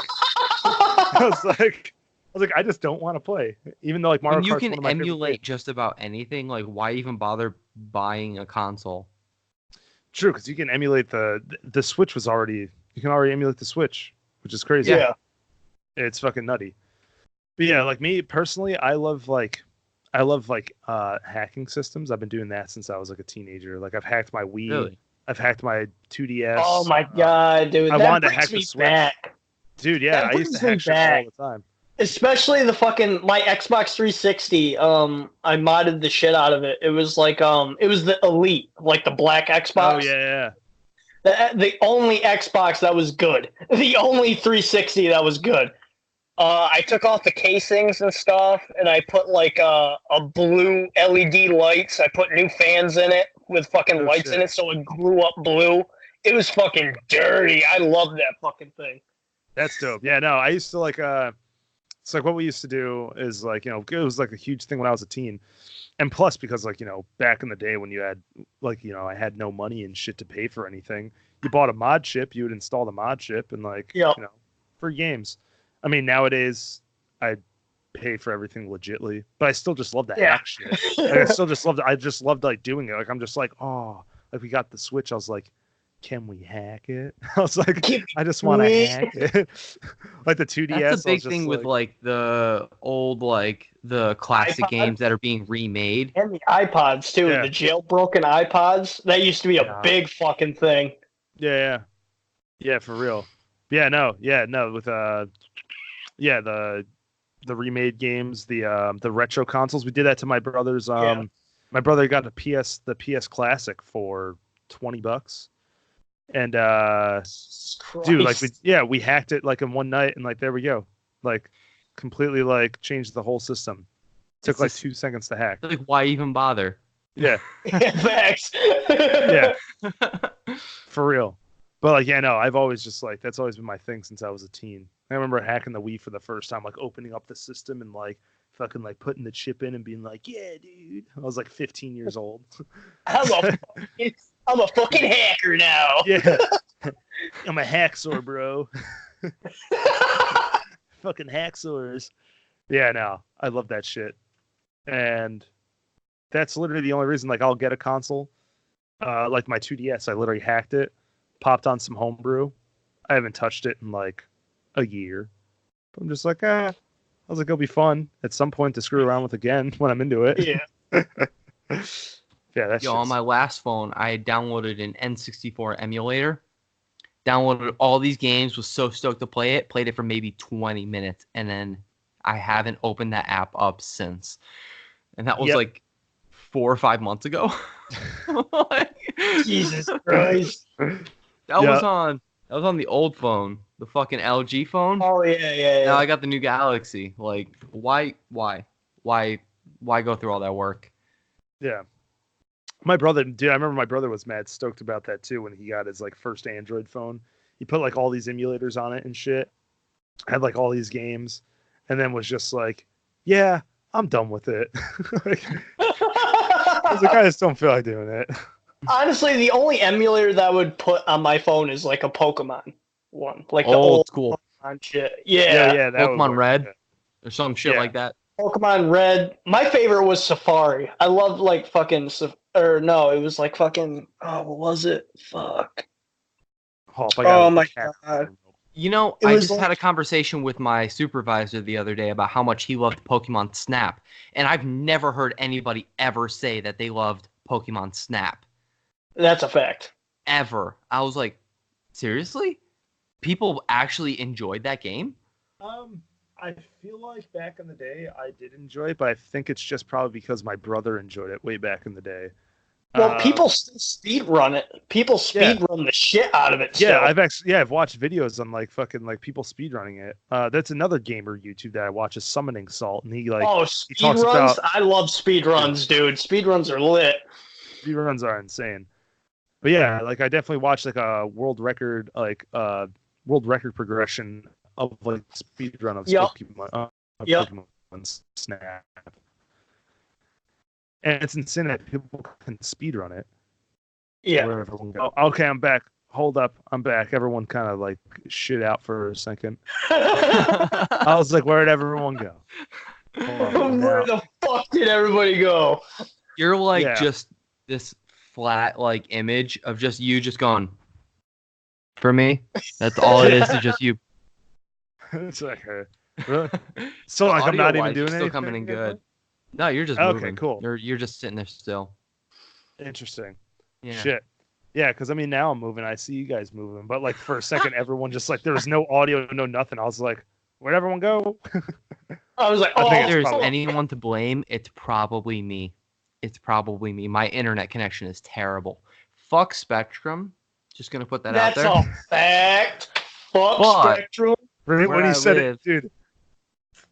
When you said internet connection, that literally like completely lagged. I was like, internet connection. I might have to go through and manually edit that out so it sounds just like that. Internet. Dude. All right, I don't know. We're on a video game rant, so let's go back into music. Let's go back into music. We went on quite a tangent there. We did. We went way back. Because also my internet kind of sucks too, though. But yeah, we went on a huge rant. We went all topics, which is fine. YOLO. That's the great thing about podcasting. There's literally no limit. There's no limit to what we can talk about or how long we talk. Yeah. So long as everybody is willing and consensual. Yes. Always consensual. Yes. Got to keep it consensual. Got to keep it in the family, right, Kyle? Yo, fuck off. Home Alabama. I'll be coming home to you. Oh man. So bringing it back to music. Yeah, I do wonder, is there going to be more Vintertodt coming out in the future? Next week? Next week. Fuck. Oh shit. All right. We got the CD dropping next week on Halloween. It's on Halloween. So hail Vintertodt. Vintertodt. I'm still not saying it right, am I? That Vintertodt is Vintertodt. Vintertodt. But no. Next week it comes out on Halloween, so it's a mixture of the first demo and the new demo that's coming out, which is called. I try to keep it kind of cheesy, so I named that one because like the first demo was called Pure Fucking Hatred, so this one I just called Cold Death. I was like, Cold Death sounds cheesy enough. Let's do it. It sounds like a Carnifex record. Yeah. Slow Death. Slow Death was the Carnifex record. Oh, nice. Yeah, this one's Cold Death, and like I tried to make the atmosphere because like the atmosphere on Pure Fucking Hatred, I was like I want it to be like in your face and like sound hateful as fuck. This one, I guess like this one, I'm just like let's like put a little more atmosphere, make it sound like you kind of like dying all alone in like a woods, like some woods with like snow falling. And shit. Me as fuck. But that's why I'm just like like we'll call it Cold Death. But that's coming out next week, and working on some other stuff. The other night I was working on a riff, which now I forgot, but I opened up. I was like, let's see like what I had. Yeah, I was like, I started a session with like on Pro Tools. Like I started a session with like another song. I had like half a song written from like back in like May or so. I was like, this track's brutal as fuck. So I've been like starting to work on that song, and that's about what I got going on for new stuff. It's like a song I've been working on for like the past like month or two, or like the past like months or like 6. I don't even know when I started. I fucking feel you, man. I'm still working on songs that I wrote 3 years ago. Like, I don't. Will I release it? We'll never know. You should. I always just love releasing shit just to release it. You never know whose it'll get to. My biggest issue is I just throw shit on SoundCloud and I forget about it.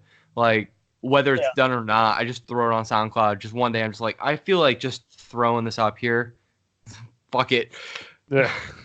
Like me, Pat, and Matt have been trying to do different things too, but it's like we have this right now, so we don't want to get more involved into something different and then completely forget about something. Mm-hmm. By the time this one comes out, I'll have the improvised version or the newer version of our intro song. So I hope that that's appealing to the new listeners or anybody that's listening, old or new.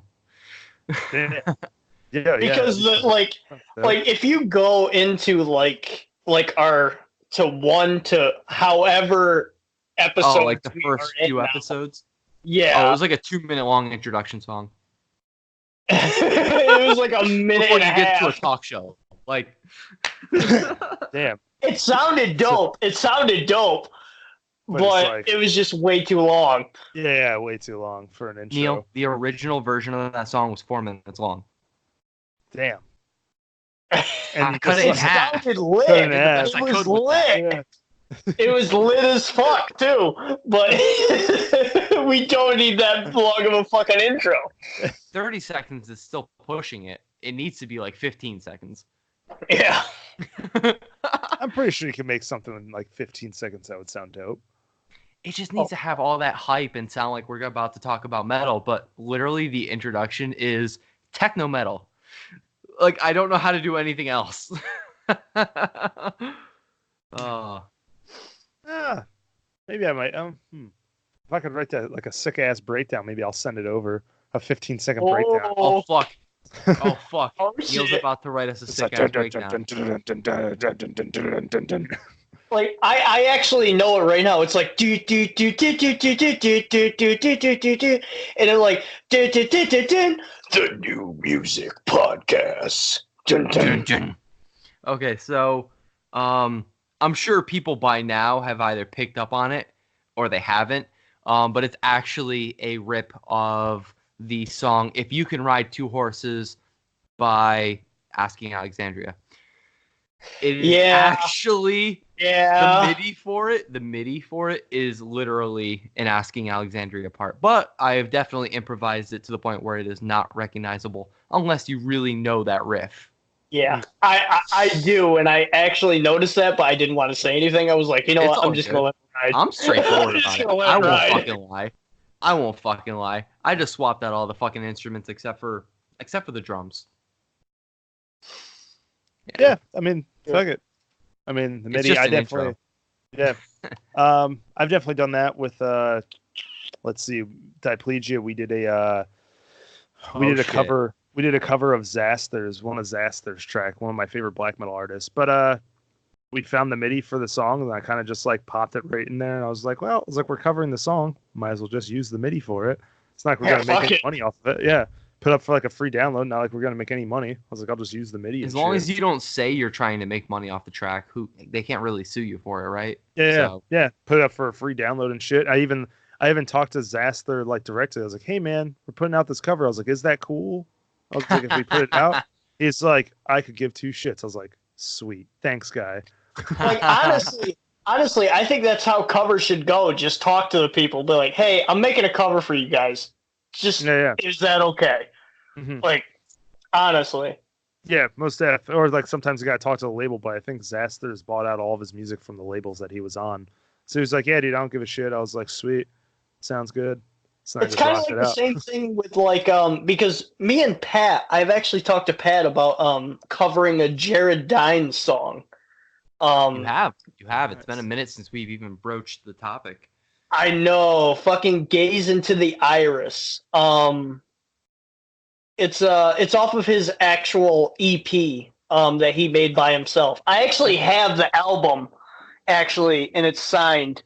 And let me mute my mic real quick because you're gonna hear a lot of beer cans and beer. You know what, Kyle? This is nothing new. The All right, listeners fuck it, are here we well go. You aware that you're the ready? fucking You alcoholic ready? of the show. Here we go. Hold on.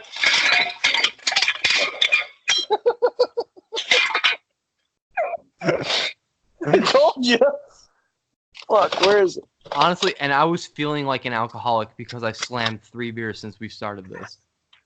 Yeah. I don't want to show you the floor of my room. I'm not gonna lie to you. I'm not even gonna front. But Fuck. Where YOLO. is? You know what? Yeah, I'll find yeah. it later. I'll find it later. I forgot that he actually. I forgot that he did that. Oh, dude, it's Did fucking that lit. EP. Huh? It's fucking lit. I got it signed. I actually bought it as soon as it came out. I was like, dude, this is fucking lit. And I bought it. It's completely signed. Fuck, I wish I could find it now. It's fucking dope. buried underneath a shit ton of beer cans. Well, actually, no. He released 2 EPs. It was the dark and the light. I got the dark, or no, I got the light version. That was off of the light EP. Fuck, Yeah, I forgot that was a couple. No, hold on, the cat. No, hold up, the cat's trying to chase a tack. This sounds like my daily struggle. Yeah, he was like, there's a tack on the ground, a piece of paper because it fell off my ceiling. I just had yet to pick it up. And all of a sudden, he's like sniffing at my pick at. I'm just like, no. He's trying to get my attention right now. Oh shit! There goes the fan. This is why I have to lock myself into my bedroom without a cat or a 2-year-old. Yeah, well, see, I'm about to lock the door again because he was sleeping on the bed the whole time until about 10 minutes ago. Now he's just like in and out. I'm just like, come on, dude.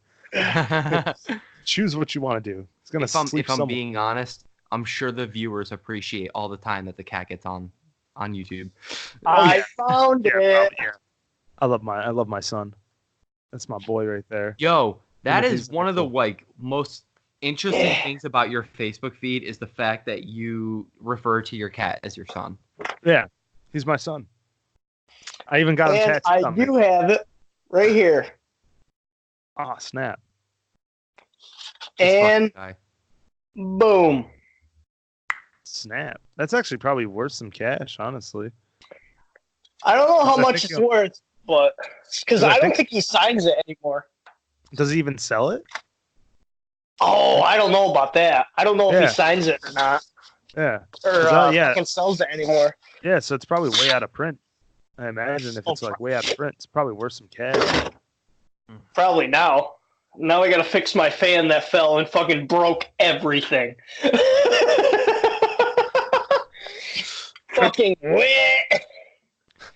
So Neil, I'm wondering, what are you gonna do when you're in your 50s or 60s when you still see some of your music selling and you're like, damn, that shit is people still give a shit about this.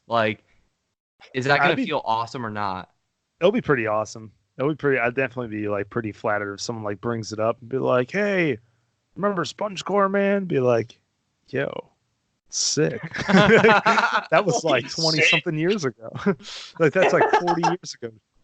How fucking crazy would it be if you're at that age where you're about to get into a nursing home, and when you get there, you run into somebody that remembers Dawn of the Hero, and they were bragging about the glory days of the hardcore scene, and they're like, yeah, I used to play in that band. Dude, that'd be fucking wild.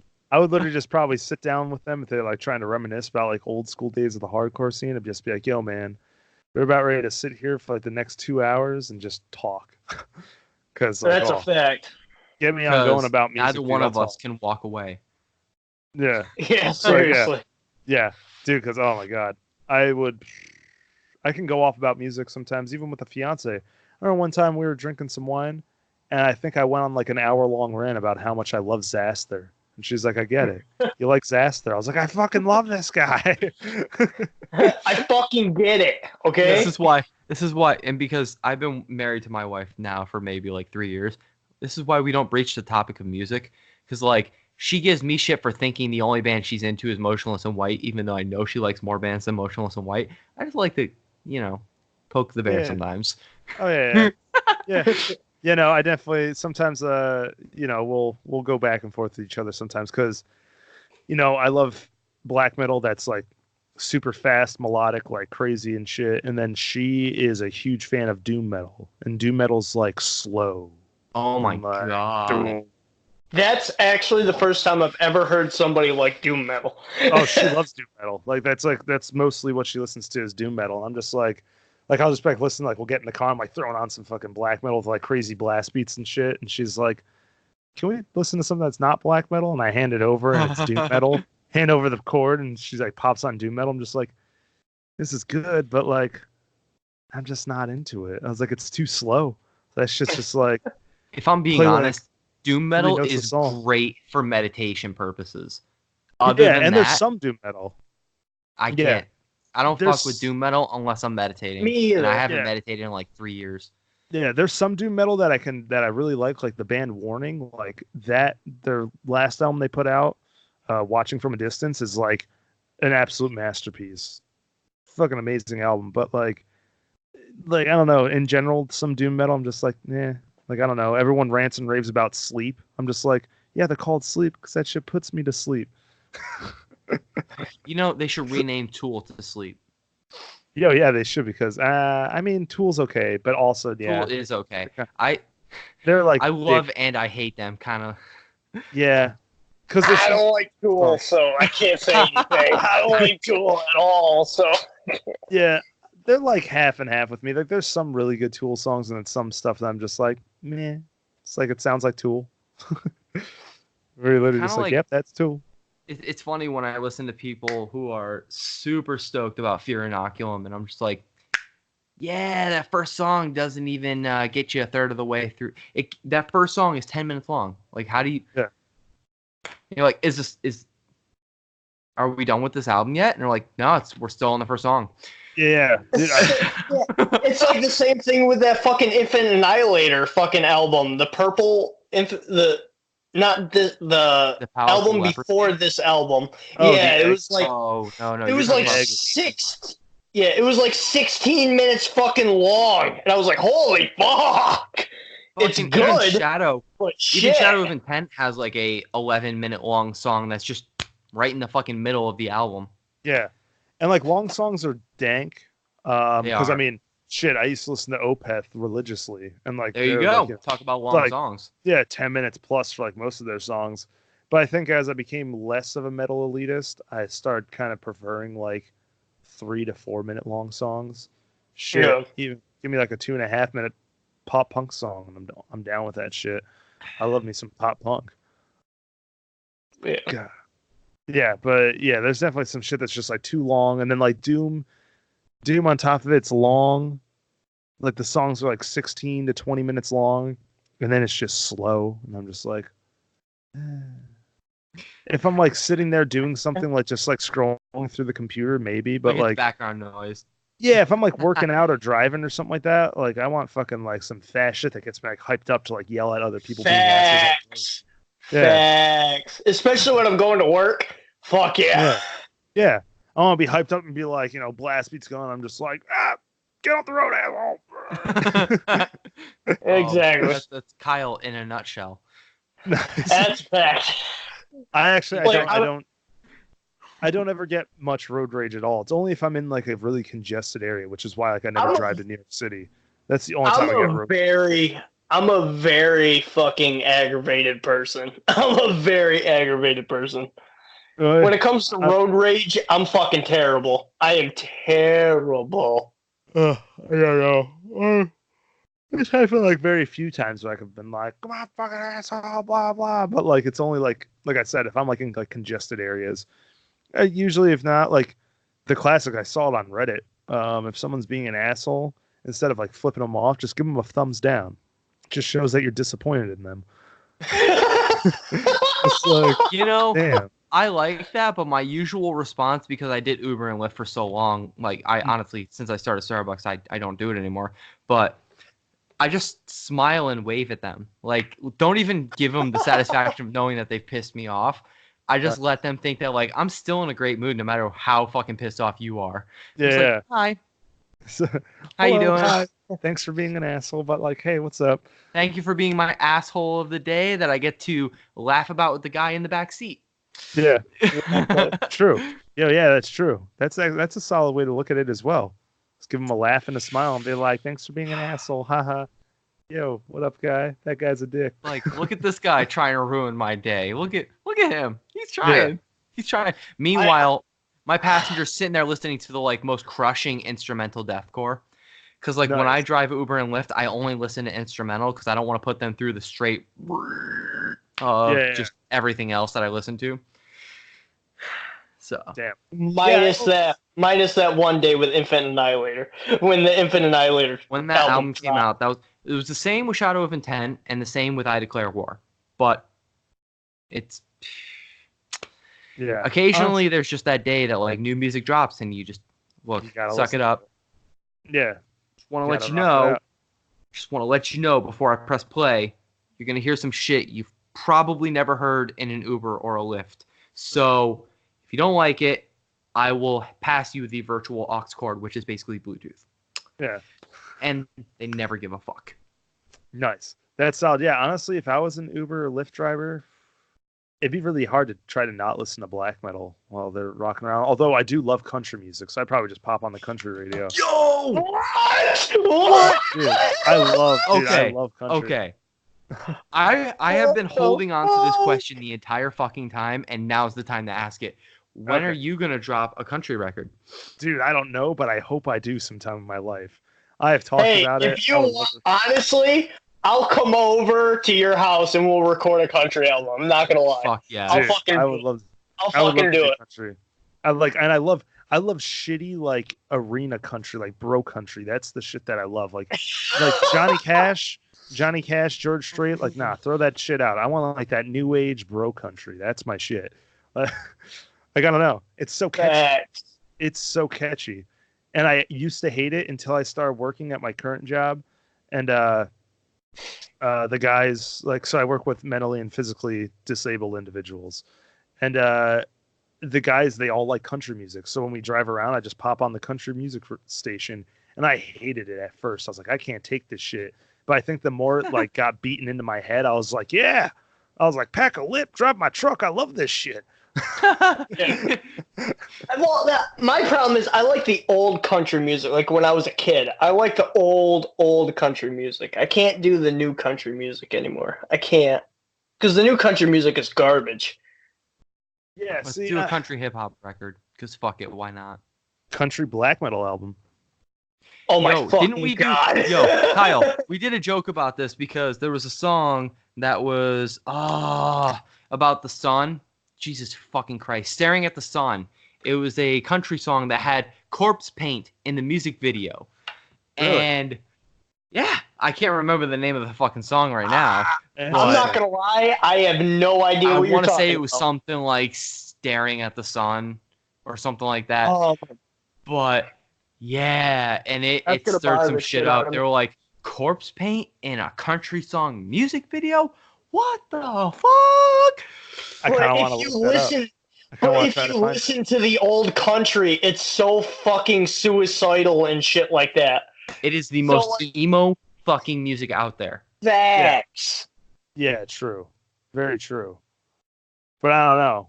This new shit is just like... The new shit is terrible. I'm sorry. The new country is fucking garbage. That's what I want to make, is that new shit. Fuck it, I'll make it with you. Just fucking hit me up. I'll fucking make it with you. Fuck it. I'm a vocalist. Let's fuck it. Fuck it. Let's fuck it. Let's just slip our dick into it and just say, this is a record. And that's a record. And that's a record. And that's a record. And that's another record. Dude, like, I don't know. It's something about it, but like, imagine becoming like a country music star with a black metal background. That'd be pretty sick. Fucking like, Joey Sturgis is trying to put out country songs, so like, why the fuck not? True. Yeah, true. Like, he's trying to produce for country music, and he's always said like his biggest crutch is like, I've got such an extensive background in doing metal music that like, I don't think I have the right setup for doing country. Mm. But it's Joey fucking Sturgis. He can do it. Yeah. Who fucking cares? Just do it. He's like on some next level talented shit. He's got that. That's why URM is a thing. That's why Nail the Mix is a thing. Yeah. It's Dude, honestly, most of the plugins that I use with like my production shit, like I think like this probably like Gear Slut alert. Just putting that out there. Gear Slut yeah, alert. dude, probably like 60% of like 60 to 70% of what I use is like Joey Sturgis plugins. Between Wow. like between like him, I think what I use the most is him. So the JST, Slate plugins, a few waves and a few fab filters, but like that's mostly what I use is like JST is like all over all my fucking tracks. Since like 2013 when he like started making shit. I was like buying his shit, just like let's go. Oh my Like god. Sometimes you sound just like Kyle. Just nice. YOLO. Motherfucking YOLO. But yeah, no, dude. I love that shit, and he's a talented dude. Probably one of the best music producers out there. He really is. He's a goddamn awesome. I don't even know what else to say to follow up that. He's just awesome. He did a lot of those fucking. He did like mostly all those fucking like super popular ass records back in like the late 2000s, like Attack and shit. Attack. He Late definitely did double 2000s, early product. 2010s. Oh yeah, dude. Shout out to that scene. That scene fucking blew up. It's crazy because like if you think about it, it's 5:00. You were supposed to record somebody at this time. Yes. Yeah, about an hour ago, you were gonna record somebody. Yeah, we've been going for 2 hours. Holy shit! I know. Oh my god, really? I know. I was just looking at it and I'm seeing 156 up there, and I'm like, what? Shit. Well, yeah, that band. So the band, the vocalist was sick today, so it's like, yeah, let's just do it like tomorrow. I'm like, all right, cool. If they don't do tomorrow, well, they'll do Friday, I guess. I mean, it's vocals. You can't like rush it. So exactly. I totally get that. And it's like it's gonna be quick too. They're just like they're finishing up like they're doing like screams this week too. So we did all the clean stuff last week, and this week he's doing the screams on the track. So he's like, yeah.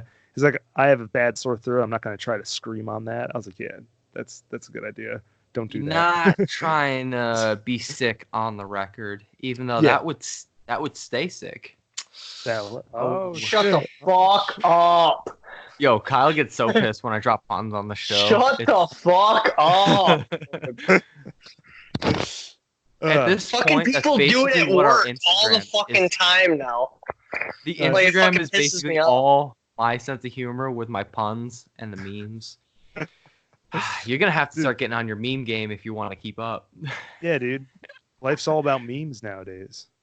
So they're just all memes. Meme all day. I don't give a fuck. Yeah, being that it's like fucking 2 hours. I should actually probably start getting to mixing soon. I'm also mixing like a jam band right now as well. Do you do like 2 bands at a time? Well, technically right now I'm doing 3, which was maybe a bad idea. 3? Yeah, it's maybe a bad idea. But so like 2 of them are almost done, and I'm just starting up the third one. So like the one band that we're doing vocals for, I Recant, that's just like a single. They're just doing a single, and then they're going to come back later on to do like more songs. And this band I'm just doing mixing and mastering for, which is like the jammy band. It's only 4 songs. That's Huber's Dinge. And then I'm starting tonight, I'm starting to edit drums for the new Head of Hydrus album that we tracked drums for like earlier this month. So now it's time to start quantizing and editing all the drums, which is a fun time. Not really, because quantizing sucks. Well, just working on drums in general when it's, I'm assuming based on the name it's metal. Yeah. Metal. It's not an easy feat. The way it sounds when it's completed, it's one of those things that like you make it look easy when it's all done. But doing it's it definitely is not. Insane. Yeah. Doing it, clicking out all the drums and like quantizing it to the point where it sounds human and still sounds tight. It's just like, why? Yeah. Fuck life. It sucks. But definitely like it sucks. But luckily like the drummer is like one of the tightest drummers I've like ever met. So the quantizing should be super easy because like he was like right on with like a bunch of shit. So that should be dope. And then after that, my friend, more black metal, This kid from Ohio, interesting ass kid, dude. I met him through Diplegia, back like 2 years ago because we were on like a compilation with each other, like Diplegia and his band. And he messages the page and he's like, "Yo, you guys are dope, blah, blah." And I was like, "Yeah," like I checked him out. I was like, "Yo, his shit's dope." But I was like, if you need anyone to like mix and master your shit, like let me know, dude. And he did. And dude, this kid's shit like is amazing. So I mixed and mastered his first album. This kid, when it came out, was 17 years old and he wrote the tracks between the ages of 14 and 16. And these are like insanely like layered productions like that of these songs. Like he had like synths upon synths, like leads, like crazy drum work, and he wrote all this shit when he was like 14 to 16 years old. And I was like, God damn, dude. And it's an amazing album. It's black metal. It's amazing though. It's amazing what you can do when you don't I'm sorry. masturbate your way. It's amazing what you can do when you don't masturbate your way through your preteen years. Facts. Like just putting that out there to anybody that might be listening to the show and is a preteen, dude, focus on something other than masturbating. That's all I've got to say about that.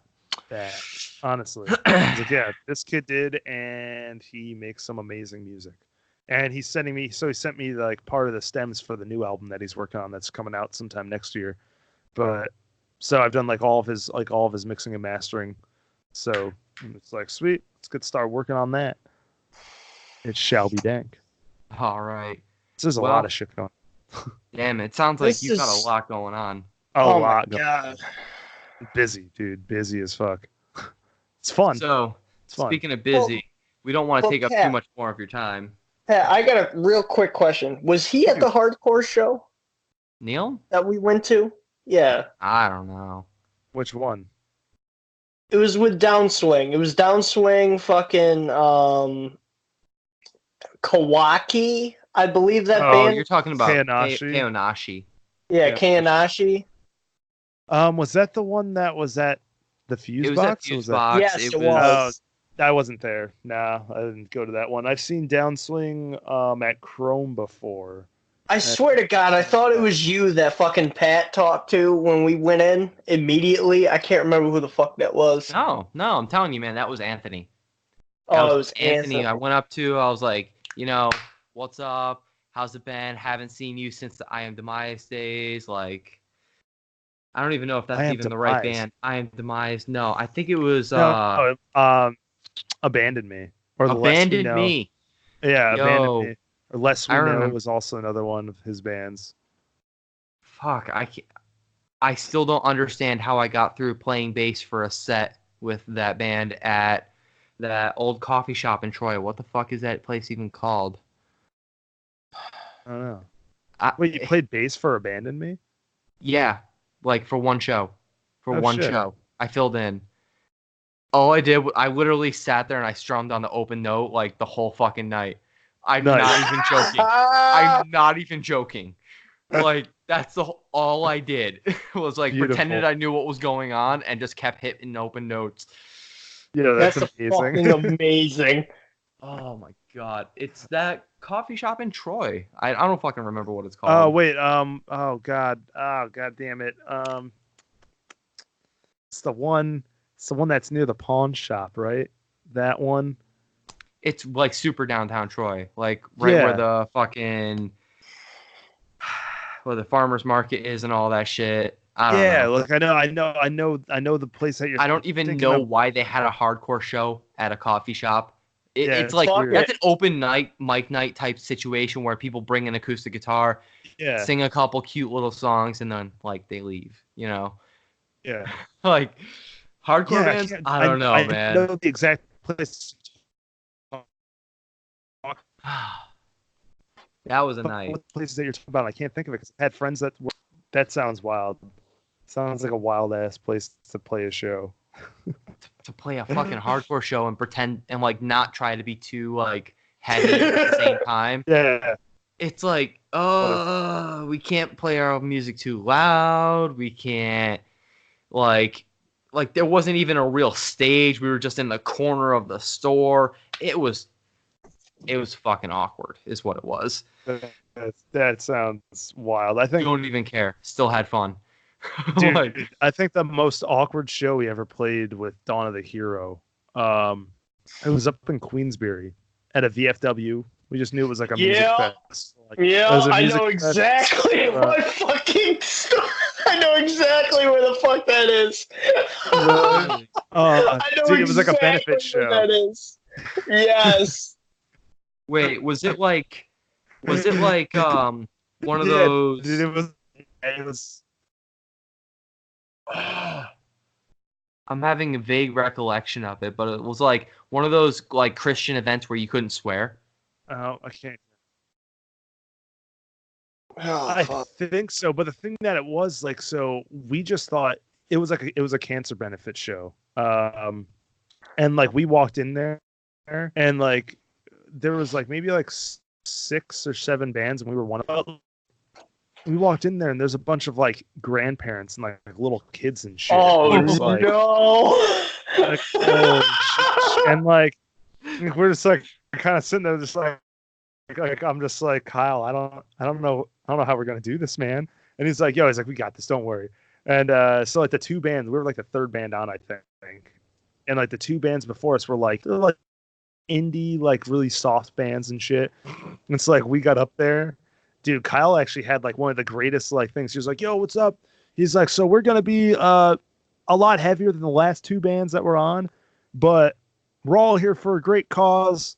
Like, let's have a good Kyle's time." usual thing, like, great. let's have a good time.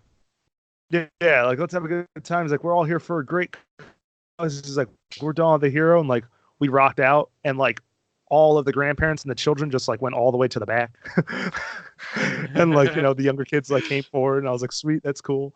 At least someone likes us. But yeah, as soon as we started, like the older people were just like, nope. Like I'm a head out. Oh man. I honestly thought it was like the Boy Scouts benefit show that that Heaven's Fall did before, like 6 months before we broke up. It was in Utica. We did that with Restless Streets and a couple of other bands. I just remember that Restless Streets was like the headlining act, and we were supposed to be first, but we got into a car accident on the way there. So we were lucky we made it there. We were the 2nd band on and had a great time, but we were told, don't swear. Like, that's our big thing. Like, don't swear. I'm like, I have to find a way to censor everything I say. Like, we used to open the show with "fuck bitches get paid." How do we censor that? Okay, I'm just not gonna say it. Yeah. And we're just gonna go straight. We're gonna skip the whole like introduction and just we're Heaven's Fall. All right. Man, that sucks.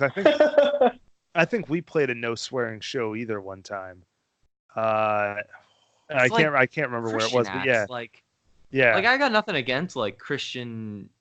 Okay, I do and I don't. Like if you're a Christian organizing an event, I will abide by your rules, but you have to understand that it takes a lot for me to tone all that back. Yeah. Yeah, that's a fact. Same, yeah. And I think one time, because it was like the no swearing thing. I think Kyle blatantly like dropped the F-bomb in a song, but then like turned back to me and was like, he like kind of like turned back. I said "fack," not fuck. Yeah. I said "fack." Like he was just like, whoops. No, man, we're good. I said "frick." Yeah. Frock. It's like one of them fucking old like breakdowns, like fuck.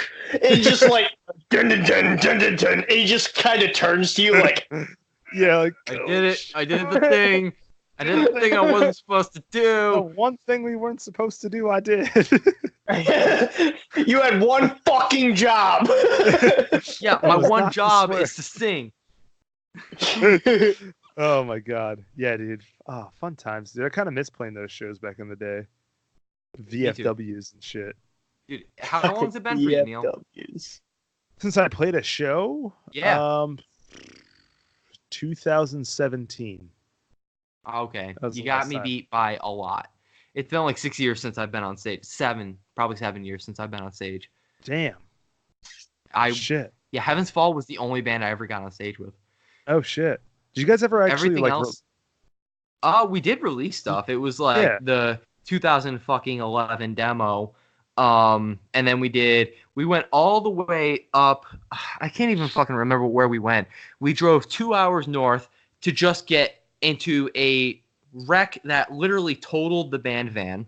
All the equipment was fine, but the van itself was fucked. We still managed to record basically Fall Out Boy meets, how do you fucking describe what we recorded back then? Fall Out Boy with gutturals. Like, I don't even know how to describe the music, because at that point I wasn't the vocalist, I was the bassist. So I had no say in the vocals. I was just like, fuck it, I'm gonna slap the bass. I don't even care. I'm just having fun here. Yeah. So we had 2 other vocalists on, and so yeah, it was different. It was like 2013. I think that's when the last time we did anything. But it was December of 2013. I think that was like the last show we did as Heaven's Fall. Damn. I want to hear these tracks now. I want to hear the tracks. The thing is, I'll have to dig to find those. I don't know where they are. I'm sure there's a Bandcamp for it, but I gotta dig for it. Yeah, good shit. I'll try to find them if I can. Because, dude, I love going back and listening to like old local bands that I used to play with. Like every now and then, like I'll just sit there and just like, it's on like a local band spree.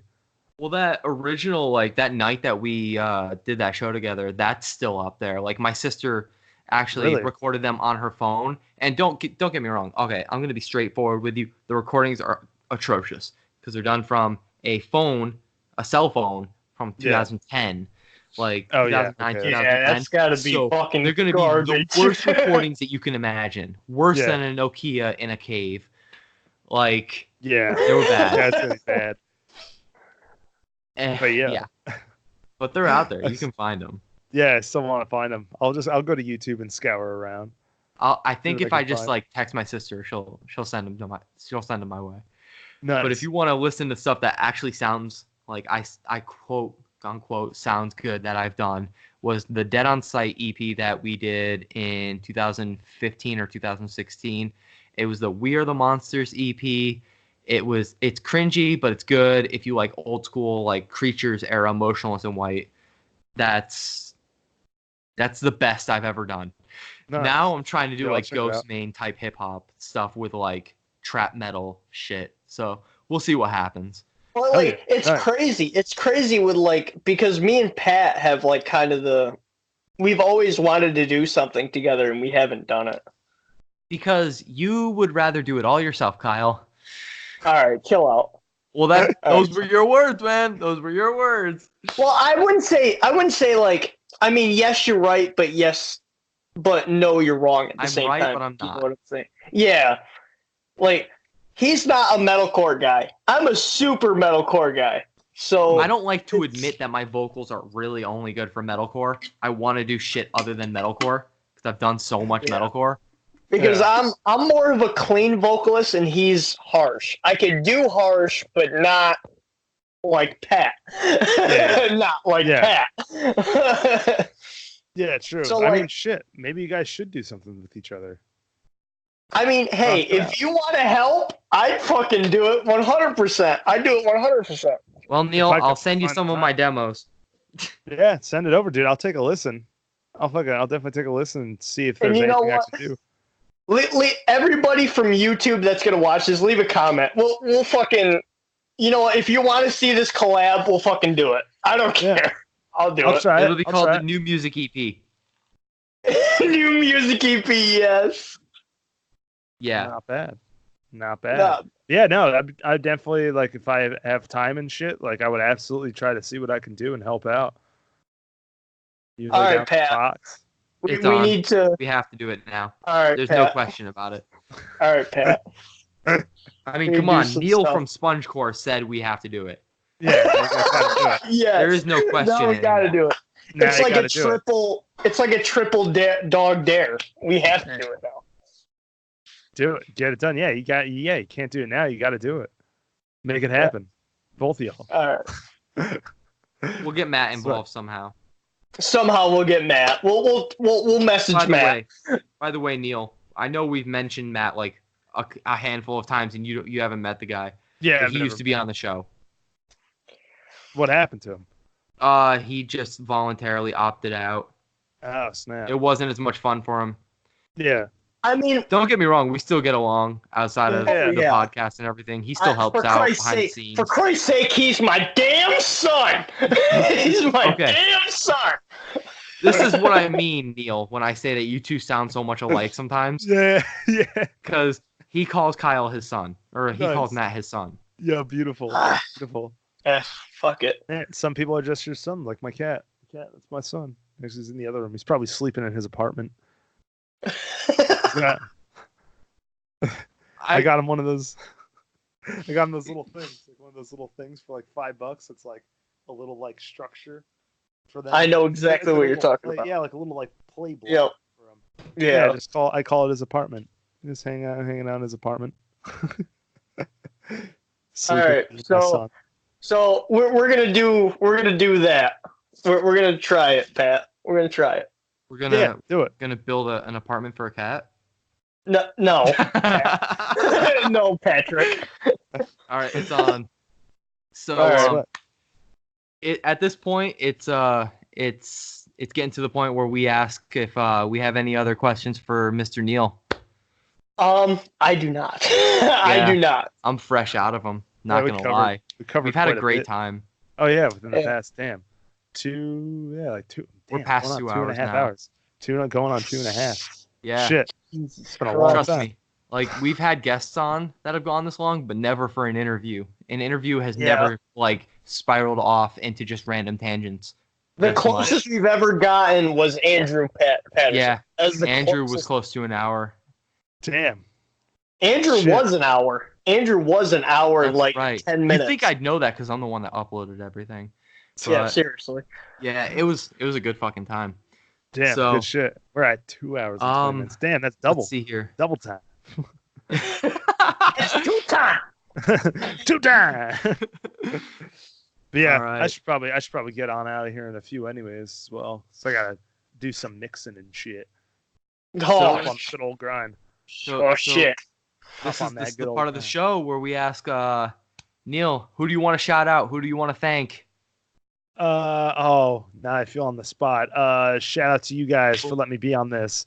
Shout out to other people that have shouted me out if they ever have. Shout out to my son. That's my cat.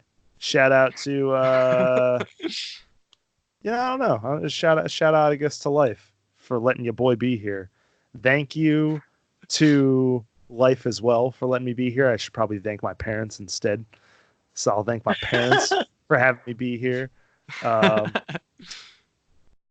yeah, I don't know. I usually throw like some random person. I'll shout out Lil Pump too. I'll shout out Lil Pump. Gucci Gang. He made me start using the word Gucci. Shout out Lil Pump. I was not expecting that, but okay. Not even gonna lie. Of all the people for you to shout out, I did not think that Lil Pump was gonna be one of them. He's the reason why I say Gucci a lot, so I'm gonna shout him out. Fuck it. Gucci Gang, Gucci Gang. Killing myself right now. That's it. I'm ending my life right now. Man, I gotta say, it's been an absolute pleasure having you on the show. Thank you. Next week is when the Vintertodt. I hope the fuck I am saying that right. Vintertodt. Yeah. Yep. That's next week on Halloween. That's when NuMusick is coming. Neil is always up to something new, so you should add him on Facebook, add him on all the socials, and just keep up with him because he's always posting interesting shit and outside of the box type music. So again, thank you for being on the show, and thanks for having me. An absolute pleasure. Hell yeah. Thanks, guys.